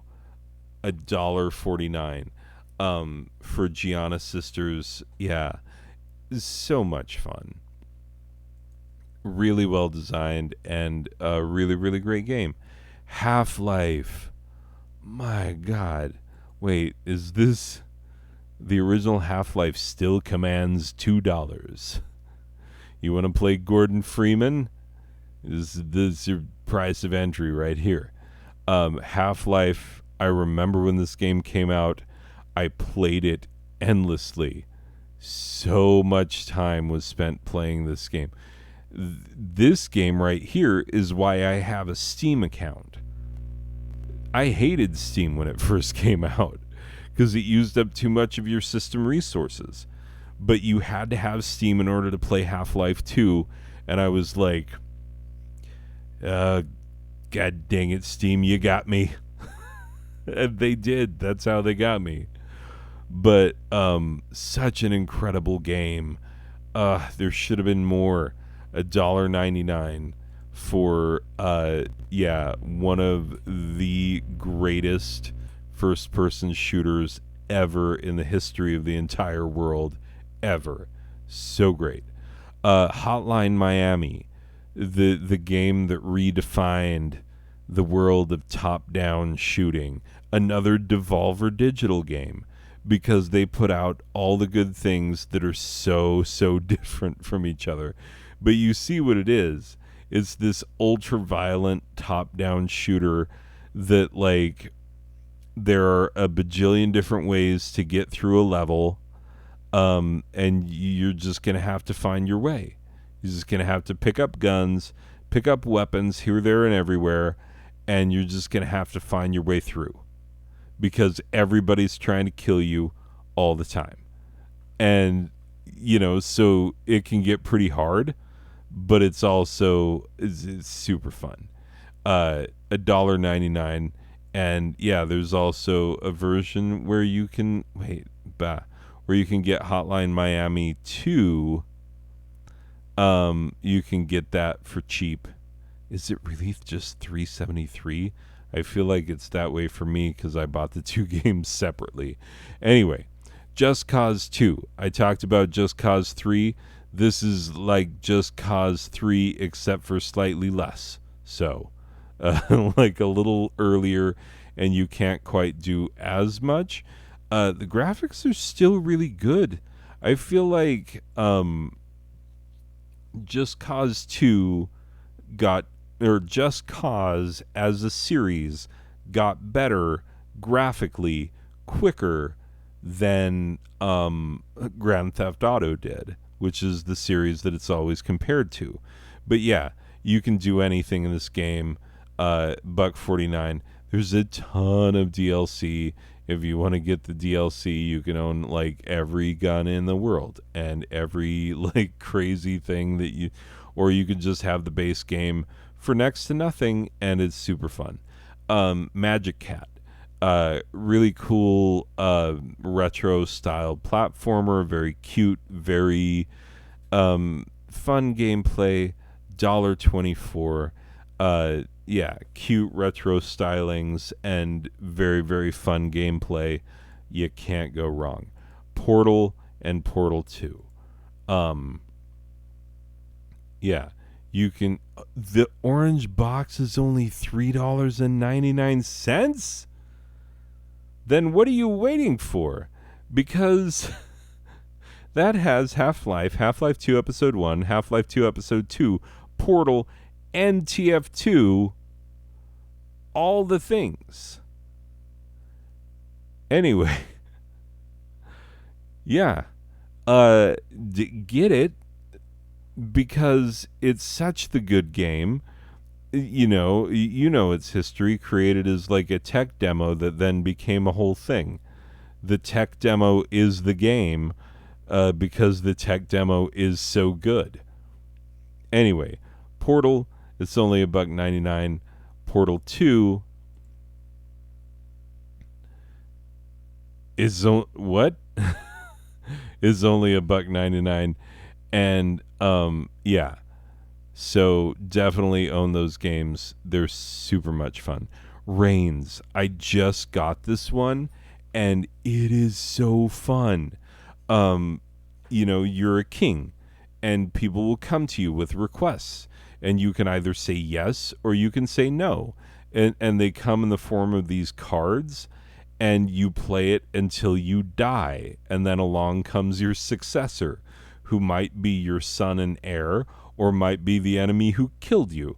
But like, yeah, you play through as the king, making all the decisions, trying to make yourself last as king for as long as possible. But no king can last forever, and that's the beauty of the game. And so, yeah, I governed for less than 3 years. Yeah, harder to do than you think, dying that quickly, because I saw that was an achievement, and I was like, oh, I want to get that one. And it's the only one I've gotten so far. But I got into trading cards. Anyway, Spelunky. I just kind of badmouthed it because it's not that I think Spelunky is overrated. It's that I think it's properly rated, and that Cave Blazers is not properly rated with Spelunky. But Spelunky, very similar to Cave Blazers. It's roguelike, and platformy, and you're spelunking. You're in a cave. You got your little cute guy, and he goes around with his little Indiana Jones-like powers and does the thing. And it's, there's a lot to the gameplay. There's a lot to master, and get better and better each time you play. And there are ways to upgrade and get better and better as you go along, but like, also you have to learn.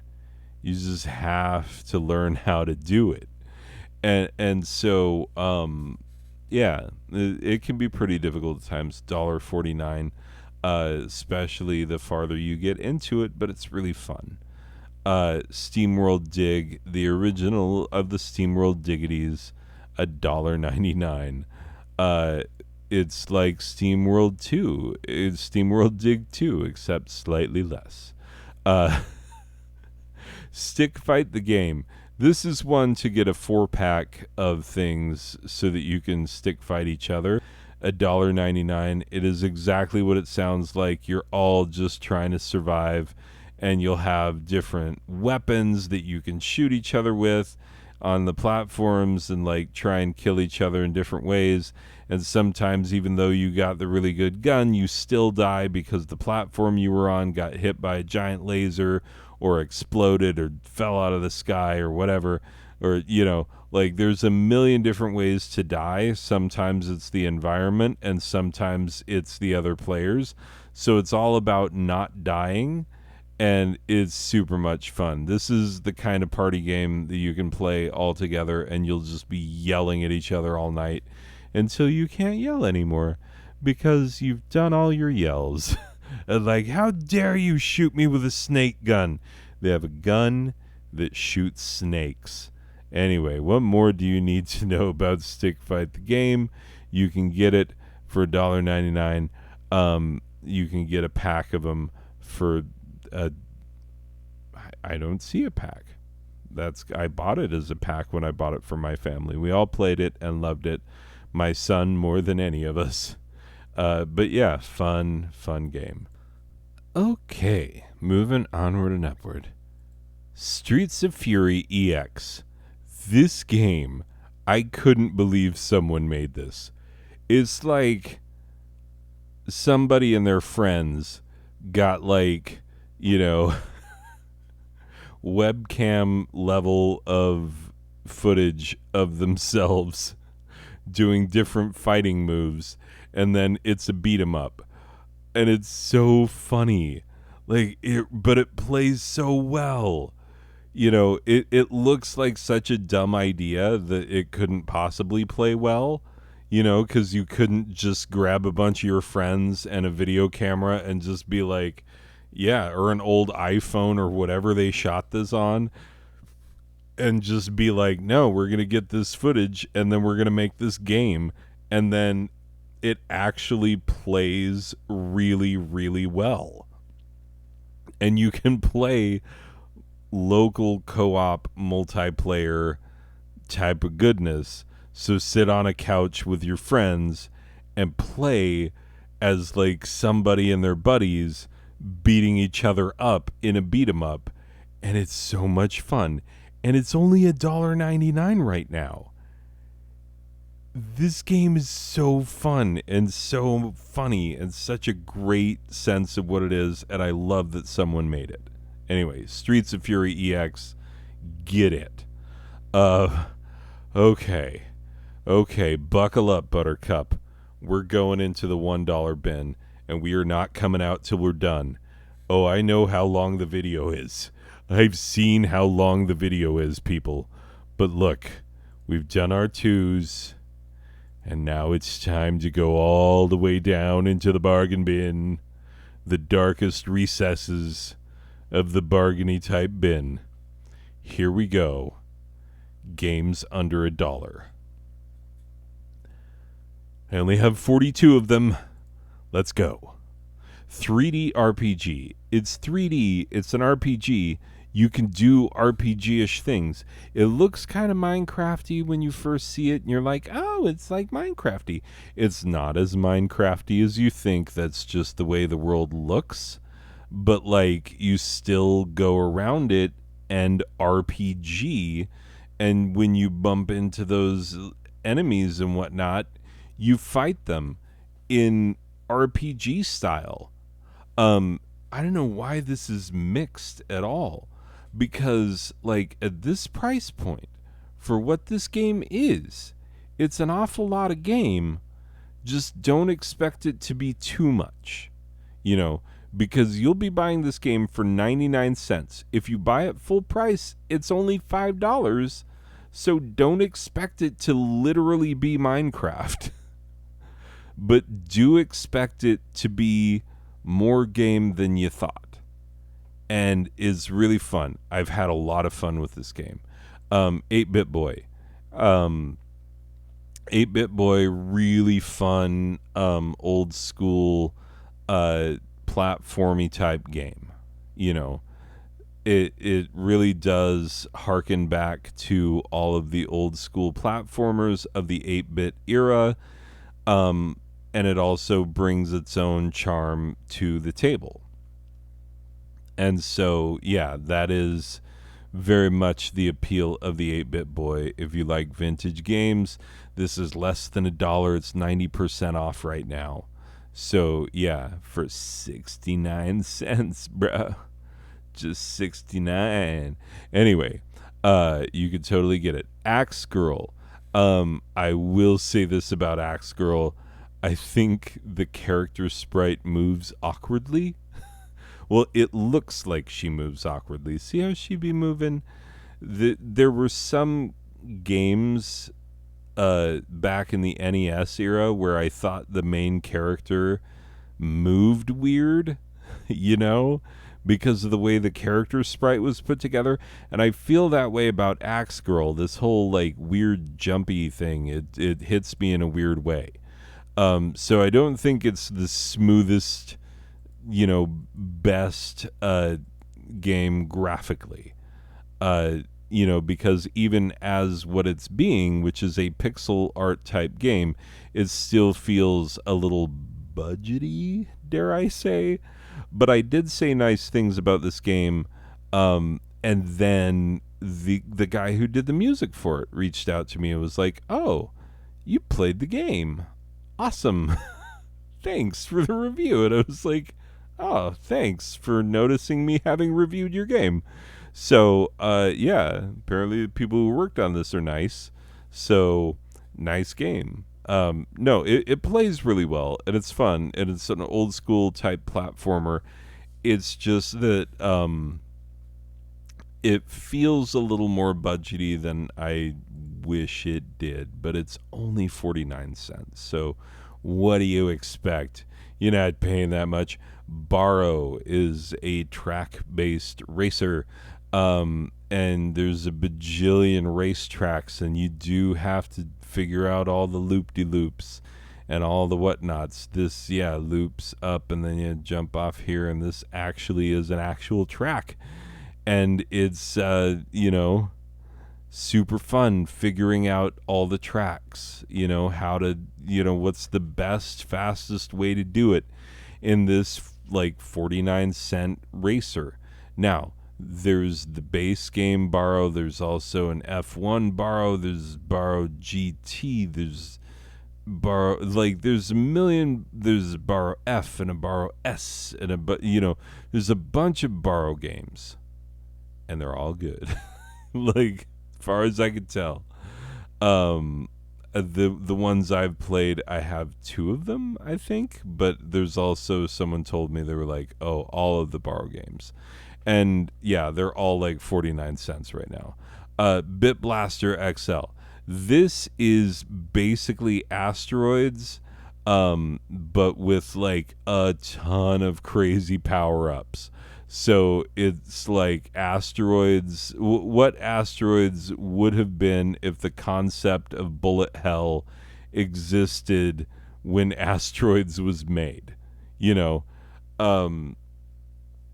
So even though it's a single screen space shooter, that's one of the first video games, you know, Space War, going back all the way to nerds on an oscilloscope. It's like that, but with cool, crazy, modern power-ups, and you get this game for 49 cents. Boneless Zombie. I bought this game because the name sounded ridiculous. And then I played it, and I was like, what? This game is super fun. It's a physics-based platformer where you are a literal boneless zombie. You're just a guy who got wrapped up in this scheme with this evil scientist, and you didn't want to wind up a boneless zombie, but that's how you ended up. And you got to find your way through to get back to your girlfriend, who still loves you, even though you're a boneless zombie. Which, like, that's love and devotion, man. Anyway, so yeah, you can fling yourself around and like stick to things, and that's like what you do. And then like you have to stick to things and fling the things you stick to and stick to the things you fling, and then it's a whole physics based deal, and it's super fun. But it gets pretty hard later on. So yeah, and all this for 74 cents. This is a super fun game. Okay, Breath of Death 7 and Cthulhu Saves the World. These two RPGs are so freaking good. They are so good. And you can tell the guys who made these, you can tell that, yeah, Z-Boyd Games, these guys, I will buy everything they make because they have played old school RPGs, Final Fantasy, Dragon Warrior, like all the Ultimas and whatnots. Like, they have played all of the old school RPGs. They know them inside and out. And so they're able to take those tropes and mess with them, and they've made this like beautiful send up that's also in and of itself an excellent RPG that also, while it's being an RPG, kind of pokes fun at its own genre, which is like, what? How did you learn to do that? Breath of Death 7, The Beginning. Don't look for Breath of Deaths 1 through 6. Japanese release only. Just kidding. They don't exist. Literally, Breath of Death 7 is the first Breath of Death game, and only. The other game, and you buy these as a set. 74 cents gets you Breath of Death 7, which is in and of itself an amazing old school RPG. And then you also get Cthulhu Saves the World, which is even better. And Cthulhu Saves the World is exactly what it sounds like. He doesn't want to save the world. He hates the world. He wanted to destroy the world, but now he has to save it? What? For Santa Claus? There's Cthulhu Saves Christmas. That's a different deal. Anyway, but like, yeah, Cthulhu Saves the World is such a fun freaking game, and it plays on itself. It knows what it is, and so it doesn't take itself too seriously. You get this and Breath of Death 7 for only 74 cents. You get two of the best vintage style RPGs ever. Like, they're just so good. So good. And 74 cents, like, you should own these. You just should. Carnal. Now, this is a cult classic. People who love this game freaking love this game. Like, if you look at this, you'd think, oh my god, that looks a lot like Doom. Looks a lot like Duke Nukem 3D, Rise of the Triad, like those old classic shooters. And you would be exactly right to think so.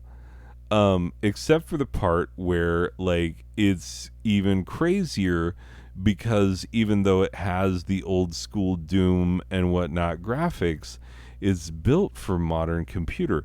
It came out 2021. So it just came out.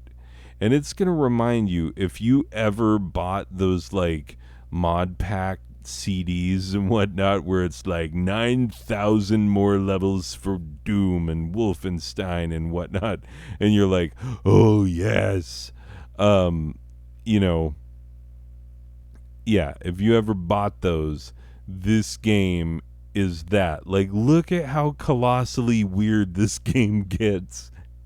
And it's so much fun. And it's pretty hard. It no lie, it gets pretty hard pretty quickly. But like it has a lot of send ups to those other games that it's built off of, but also it like amplifies all of that stuff to its most ridiculous degree. Carnal. And you get this for 49 cents? Are you kidding me? This is way more game than 49 cents should ever buy you. Like dinosaurs with freaking jetpacks, man. Like, what? Okay, now we go from way more game to, admittedly, way less game.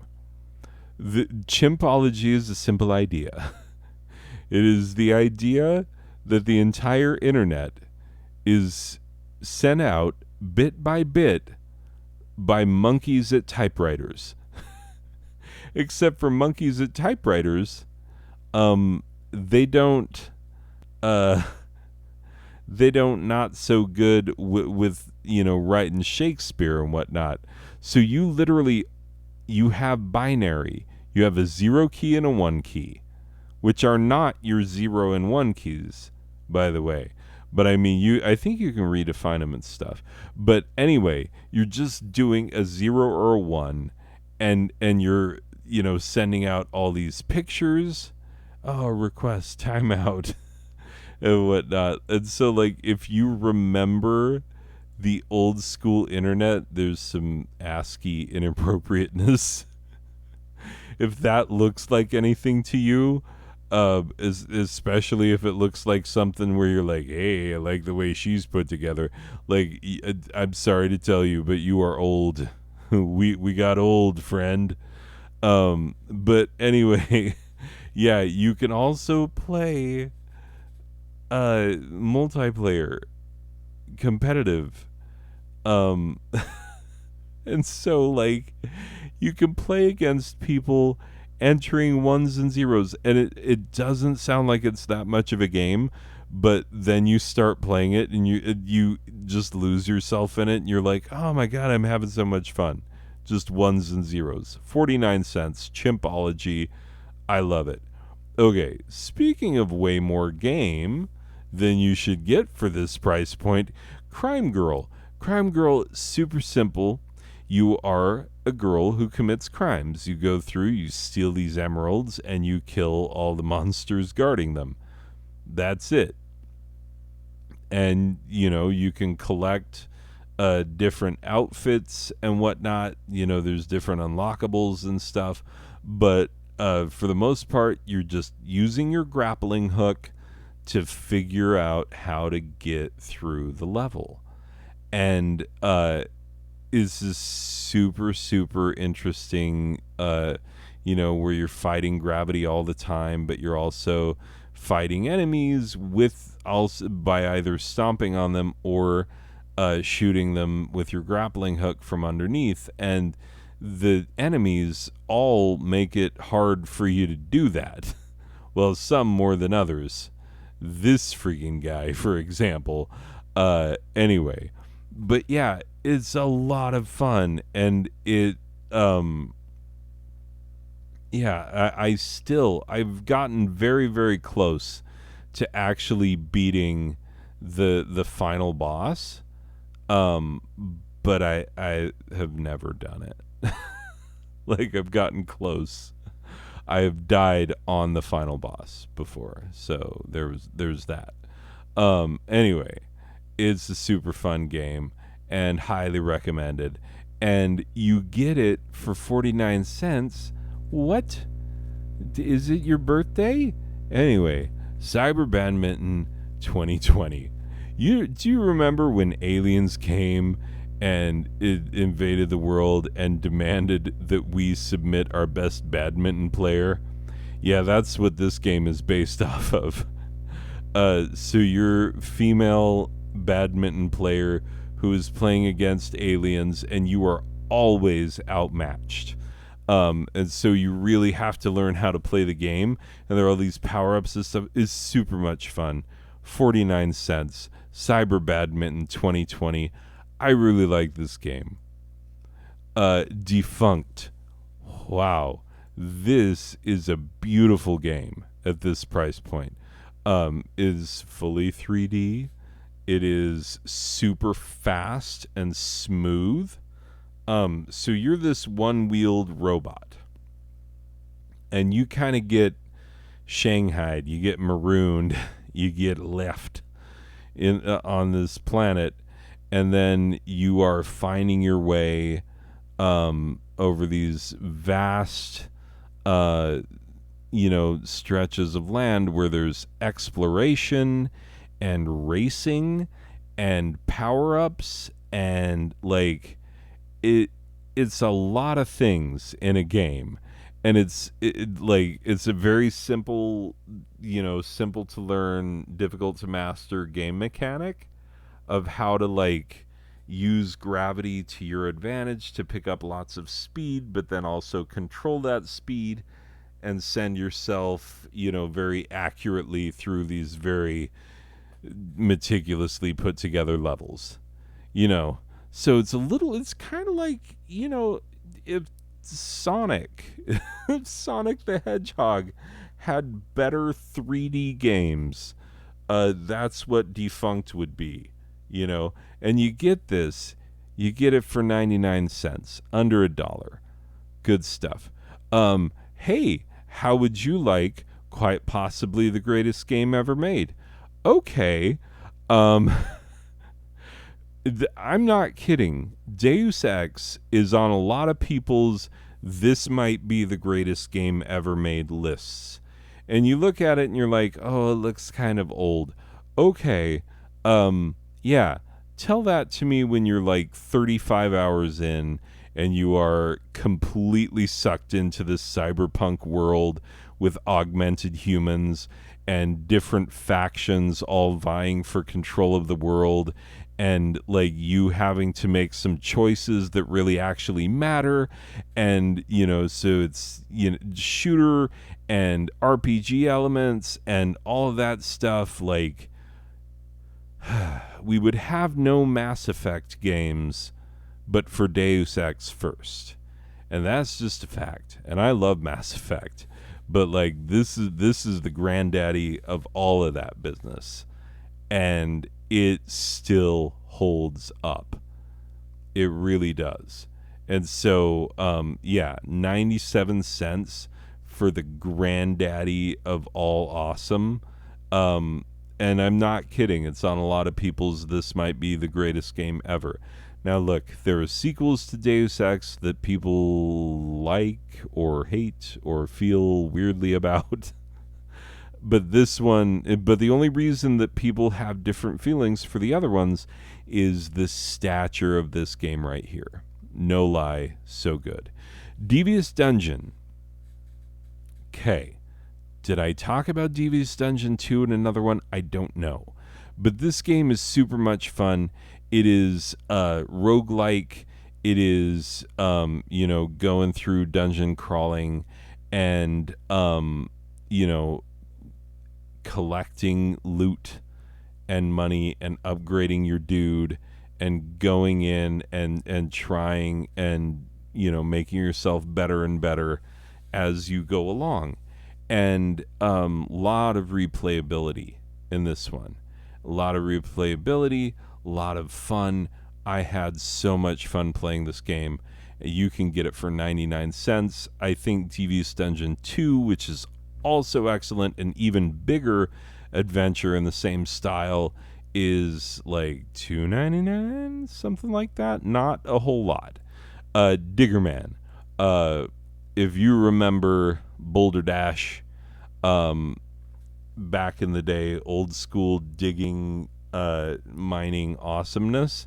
Yeah, this is like that, but also a little more in depth with a little more going on with some of the, explosion-y and power up your lamp thingies. And like there's a lot that you are managing while you are also, digging diagonally through this world.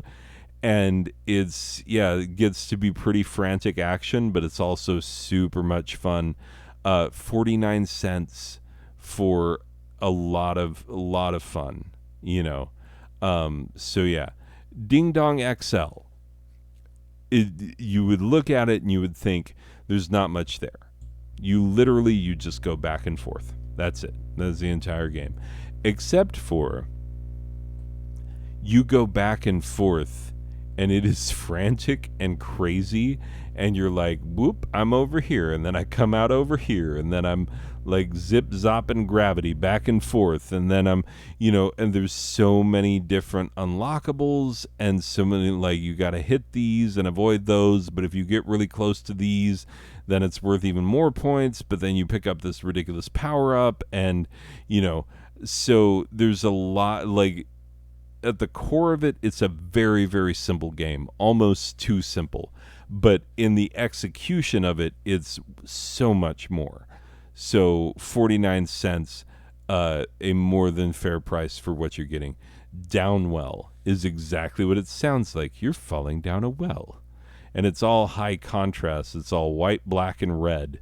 So if you like your high contrast, and boy, I know I do, this is a game for you and your high contrast liking selves. But yeah, you fall down the well, you've got, shoes that are shooty McShoot shoots, and you can also buy other power-ups and whatnot and continue to shooty McShoot and jump your way down the well. And that's what you do. Fishing adventure, Downwell is currently 98 cents. That is a great bargain. Fishing Adventure may be the greatest 49 cents I have ever spent in my entire life, because this game, in addition to being a really fun fishing game that you can play casually for like hours and hours and hours upon end, is also like it has tournaments all the time, all throughout the day. There's probably tournaments running on it right now, and there will be people awake in Vietnam playing this game. Like, I swear, there are people all over the world who play this and play the tournament modes and stuff, and it's not like 3,000 people, but it's like enough people to where you've got some competition in these fishing tournaments, and they just happen every random number of minutes throughout the day, all day, every day, and you can just play with people from around the world in these, who can catch the biggest fish and who can catch the most fish, and so unlocking better rods and better reels and different baits and leveling up your XP becomes a huge thing. And it's 49 cents. And it literally might be the best fishing game on Steam. It might be, and it's that cheap. So if you like fishing, give it a shot. Glorkian Warrior, The Trials of Glork. So great is this game. If you like Galaxian and Galaga and those type of games, this is for you, because it's basically that, but with a like ridiculous sense of humor, and everything might turn into cake, and this giant head might come and smash you, and you get all these crazy power-ups, and then like at any point the level might just completely change from what it is into something completely different. You have a flarf gun and stuff. Like, it's crazy. And and it's all like cartoony and so much fun. And it's only 59 cents. I don't know if I've ever heard people talk about this game. Yeah, Eisner award-winning cartoonist. That means in the world of the comic type books and whatnot, he won that award. Eisner is one of the greatest of all time. And so, like, yeah, the cartoony styles of this, an award-winning dude put it together. It's a great game, and it's super cheap. Grab Lab. Oh, man. Okay, I don't like puzzle games, like just straight-up puzzle games. I don't. Um, but this one is just the right amount. It really is. So it's puzzle platform with a grappling hook mechanism, but there's also other things that you can do when you unlock these different heroes, and they have different abilities and things that they can do, and it's so much fun. Like, it really is. And so you want to try different things with different heroes, and like, yeah, it's such a fun game and so cute and so like well designed. 49 cents for a puzzle platformer that made me rethink my position on puzzle platformers. We're making it, people. We're making it. This video will only be like 3.5 hours long. Okay. Hero Siege. Here we go. 69 cents for a very highly rated game that I loved when I reviewed this one. It reminded me a lot of old school Diablo, but it's old school Diablo, like Diablo 1, but with, some more modern gameplay stuff, varied gameplay, and also procedural generation, which was not as much a thing. The entire roguelike genre did not really exist as it does today when Diablo 1 came out. But this is your opportunity to play basically Diablo 1 in a roguelike way. So, stay a while and listen. I mean, come on. It's basically that, but with roguelike elements. And so, why would you not want to play it? And for 69 cents, my favorite number of cents? Come on. Anyway, Hypergalactic Psychic Table Tennis 3000 is insane. This game is so much fun, and it's Pong. And you thought that, like, all the Pong that could ever be ponged hath done been ponged? Oh no. Oh no, my friend. Like, this is that, but with crazy power-ups and unlockables, and like, it's so much more than just old school Pong. You get all these unlockable skills and equipable equipments and, stat. So it's basically a Pong RPG is what it is. And if you didn't think that that was possible, it not only be possible, and is also very good, and is also 49 cents. So, yeah, you should probably check that out for 49 cents. Iron Fisticle. I talked about Iron Crypticle, so I'm not going to oversell this one as much. But yeah. This one I think is only 2-player, and then, the Iron Crypticle has the 4-player, I think, is the difference. Anyway, but, it's just frantic twin-stick shooting with loot collection and roguelite improvement over time. So, it is super much fun. Twin stick shooty dungeon crawlery madness. That for 89 cents, like, it's a ton of fun. The original Just Cause, I've talked about the other Just Causes. People forget this one. It is 97 cents. I have played the story mode of this game all the way through and really enjoyed it. So, yeah. Montaro and Montaro RE. It doesn't matter which one I click on.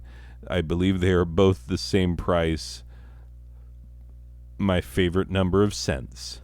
But like, you're this corgi and it's an auto scroller.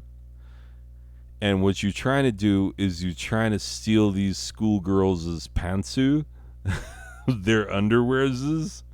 I'm not joking. You're a underwear thieving dog. Look, watch. He gonna roll up on one of these girls. He could take their pantsu. Watch. Whoop. Underwear. That's what he does. He steals their underwear. See? Underwear. He got it. He got the underwears. And that's literally like, whoop, stole the pantsu right off of the schoolgirl.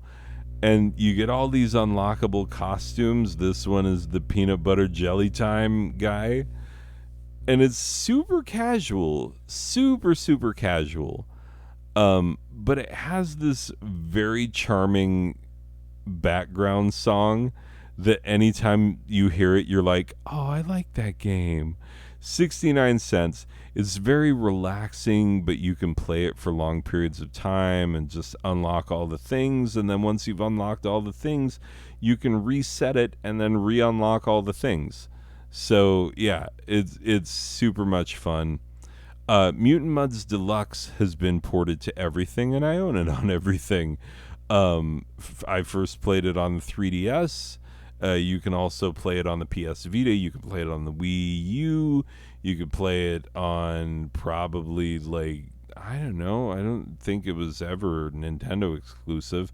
But yeah, you could probably play it in the stores of PlayStations and Xboxes and all the things. Like, it's literally, I've seen it everywhere on just about every system, and I own it at least 4 or 5 times over on different things because I've played it on lots of different things.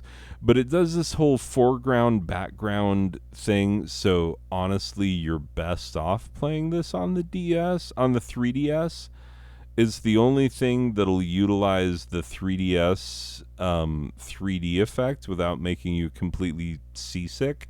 Because some people can't handle that, and it's not always the most pleasant for me, even though I can handle it. Anyway, regardless, Mutant Mudds Deluxe, super fun platformer shooter, 99 cents, well worth the price of admission.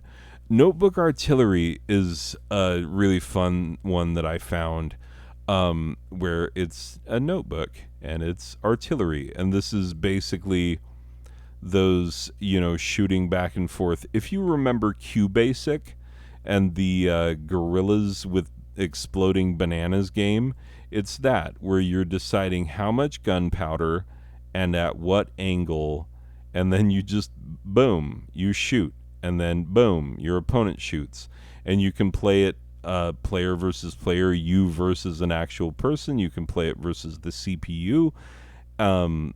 And you can play skeet shoot mode. Like, there's it's a very simple game, but sometimes this is what you want.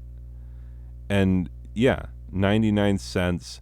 I was very happy to get this game because it was exactly what I wanted it to be. Over 9,000 Zombies is exactly what you think it is. It is a frantic twin stick shooter. It does have online multiplayer. I have played this online with a person that I've never met before. You buy a 2-pack for 74 cents. Send it to a friend. Play with a friend. So yeah, frantically twin stick shooting, and you can also, build. You can build up walls. You can build up armaments like these, sentries and whatnot to,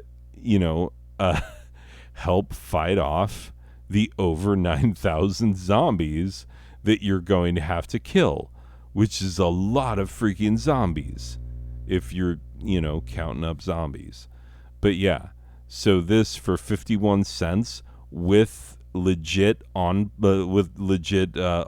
multiplayer, that is actually surprisingly smooth and good, wow, that totally, yeah, absolutely would I recommend this game at the price point of 51 cents. Yeah, totally buy it. Pixel Star Hero. I was surprised this was from a budget roundup, 49 cents. It's from a budget roundup from a year ago, I think. And I was like, oh, let's look at some budget games on Steam. And I played this one, and I was surprised by how much game you get. So yeah, you're moving one step at a time. It's very, it's turn-based, it's tactical, but it's also, base building. And like, yeah, so every step you take could be a step closer to death or a step closer to your ultimate goals of, killing off aliens, returning to your base. And yeah, you go to these different planets and explore different things, and there are some planets that you're not going to want to even go to until you're at a certain level. So yeah, there's a lot of game here. 49 cents, and for the amount that you're able to do in this game, and for how well designed it is well worth the price of admission. Prison Chainball Massacre. This is exactly what it sounds like, and it is so much fun. So you're an escaped prisoner who all the guards are trying to take you down, and you don't want to let them, and you've got your prison ball, your ball and chain, and you're just swinging it around. But like literally, you're just a rectangle with stripes, and they're rectangles that are blue with a black riot mask. Anyway, until you kill them, and then they're little pixel guys. Anyway, but yeah, it's so much fun physicsing your way around and figuring out how to do different things, and there's so many unlockables and whatnot. This is a ton of game for 99 cents, only $1.99 normally. So not an expensive game to begin with, but it's so much fun. It's just massacring people. Secrets of Deep Earth Shrine. Very similar to your Spelunkies and your Cave Blazers, is Secrets of Deep Earth Shrine, which is a terrible game name. I'm sorry. It doesn't have the same pizzazz as a Cave Blazers or a Spelunky. It does not. But it's fun like those games. It has a certain level of difficulty like those games. If you approach the level in the wrong way, you're going to have to go back and restart it, because like you're not going to be able to get all of your objectives if you're that guy who's like, I have to get all my objectives, and I'm totally that guy. So I end up restarting a lot. But there's always a way forward, and that's what's cool about it. 99 cents for a really fun game in that same vein as your K-Blazers, your Spelunkies, except for I don't think this one's procedural. I don't think it's roguelike at all. I think it's very intentionally designed, and you're just finding your way through. But it has a very similar feel to those games, if that makes sense. Space Mayhem. Very much like Bit Blaster XL, this is another single screen asteroids type shooter, except for this one also has a very different set of upgrades and a very different style of gameplay, and you can get different ships, and there's a lot to do in this game, even though it is a very old school style, and there's lots of power-ups to get. And, I was surprised by how much I kept saying, like, ooh, let me do that again. 99 cents for Space Mayhem, and it's a lot of fun for the Mayhem. Squid It obviously looks like an old school Game Boy game. That's the intention. That's what they're going for. and it is an old school platformer type of game. And so, you're going to do a lot of side scrolling. You're going to do a lot of, adventuring and, talking to people and stuff, but also like going through and finding your way through these levels and killing enemies and, uh, finding the treasures and lootuses and whatnot and making your way through. A lot of fun. A lot of fun game. I haven't played it too much, but I have really enjoyed what I have played of it. And it is but a lowly 55 cents. Super Dungeon Boy. I had a butt ton of fun with this game. I really oh my god, it won a ton of awards. Yeah, well, it should, because it's a lot of fun for an action platformer. That is it roguelike? I don't remember if it is or is not. But 49 cents for, yeah, it doesn't say roguelike. I think it would, because they always brag on that if they do. But it is like platform adventure, finding your way through, surviving these crazy levels. And yeah, I loved it. Loved it. Tetropunk. Oh, and Super Dungeon Boy can be yours for the low price of 49 cents. Getting there, people. We're into the T's. There's only 2 T's. Tetropunk. It's Tetris, but it's steampunk, and it has electro jazz as its soundtrack.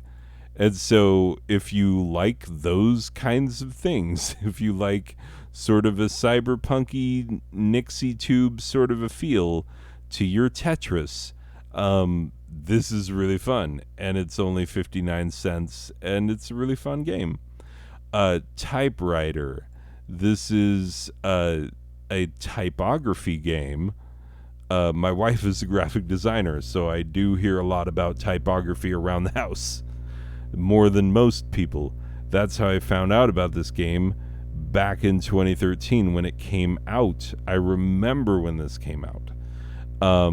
And because we got it on the iPad, because it was originally a mobile game.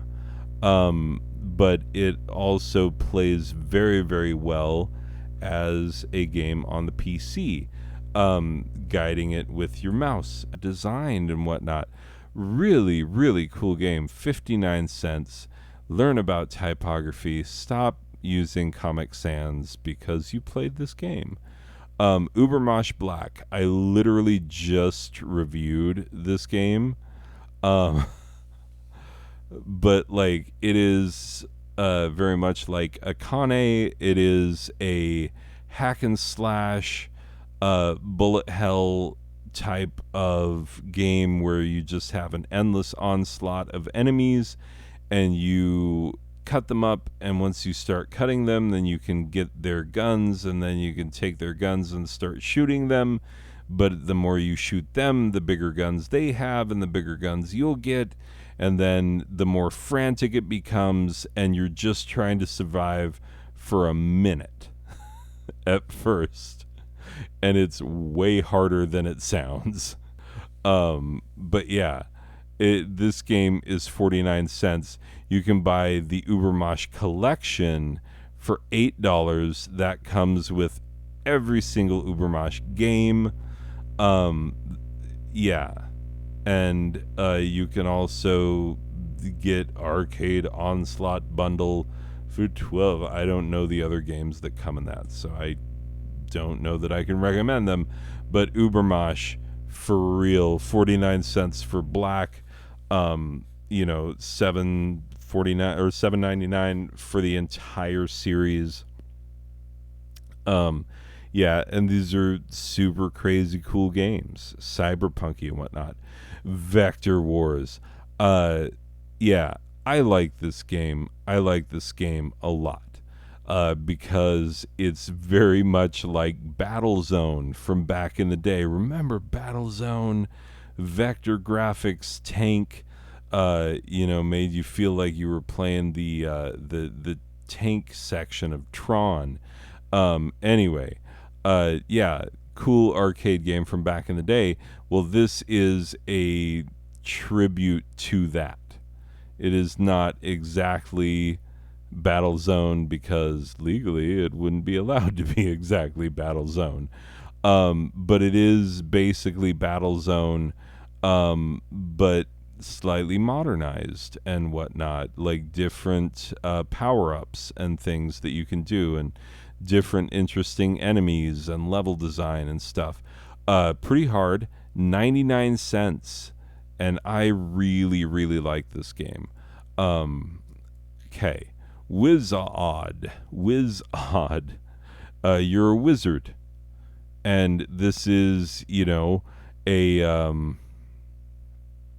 dungeon crawling experience, and you go through and you collect the loot and you get the things and you power yourself up and you make your wizard better and better, and you shoot all the people with the power of your magic, and you go through screen by screen, level by level, and you kind of don't know what you're going to get when you walk into the next room, but you have to either solve the puzzle or avoid the enemies or kill all the enemies, or there's something that you've got to do when you walk into a room.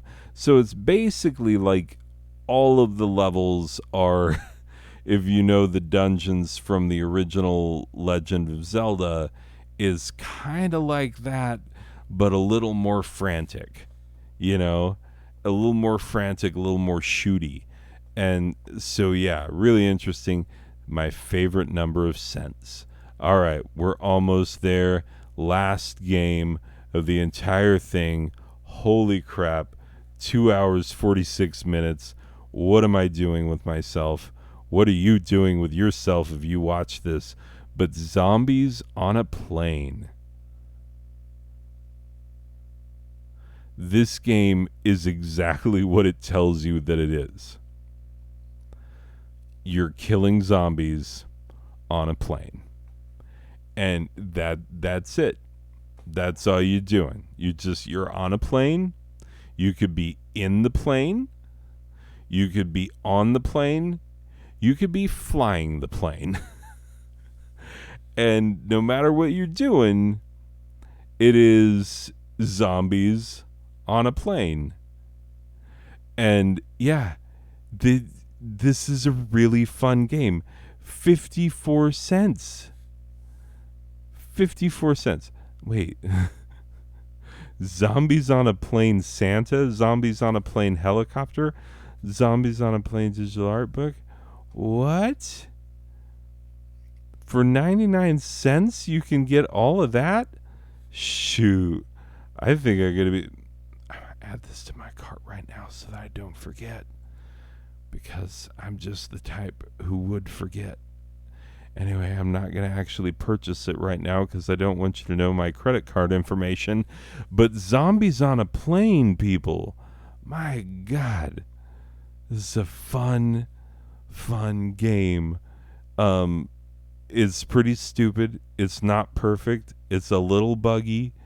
54 cents, though.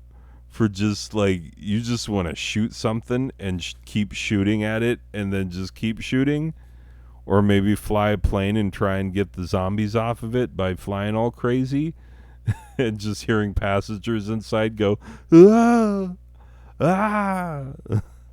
Or I guess it wouldn't be passengers because they all zombies now. They were passengers.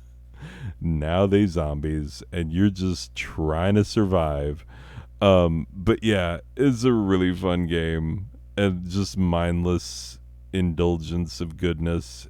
And it's 54 cents, 99 cents with Santa Claus and a helicopter. So yeah, anyway, ladies and gentlemen, we've had our fun. It's been a time. These have been the games. I've shown you what I've got for my recommendations for Steam sale. It's a magical time of year, ladies and gentlemen. Hope you enjoy it. Hope you have a wonderful Steam sale. Hope you make many great deals. Hope any of this was at all helpful to you in any way. And that is it for this one. And I will see you in the next one. Okay. Bye.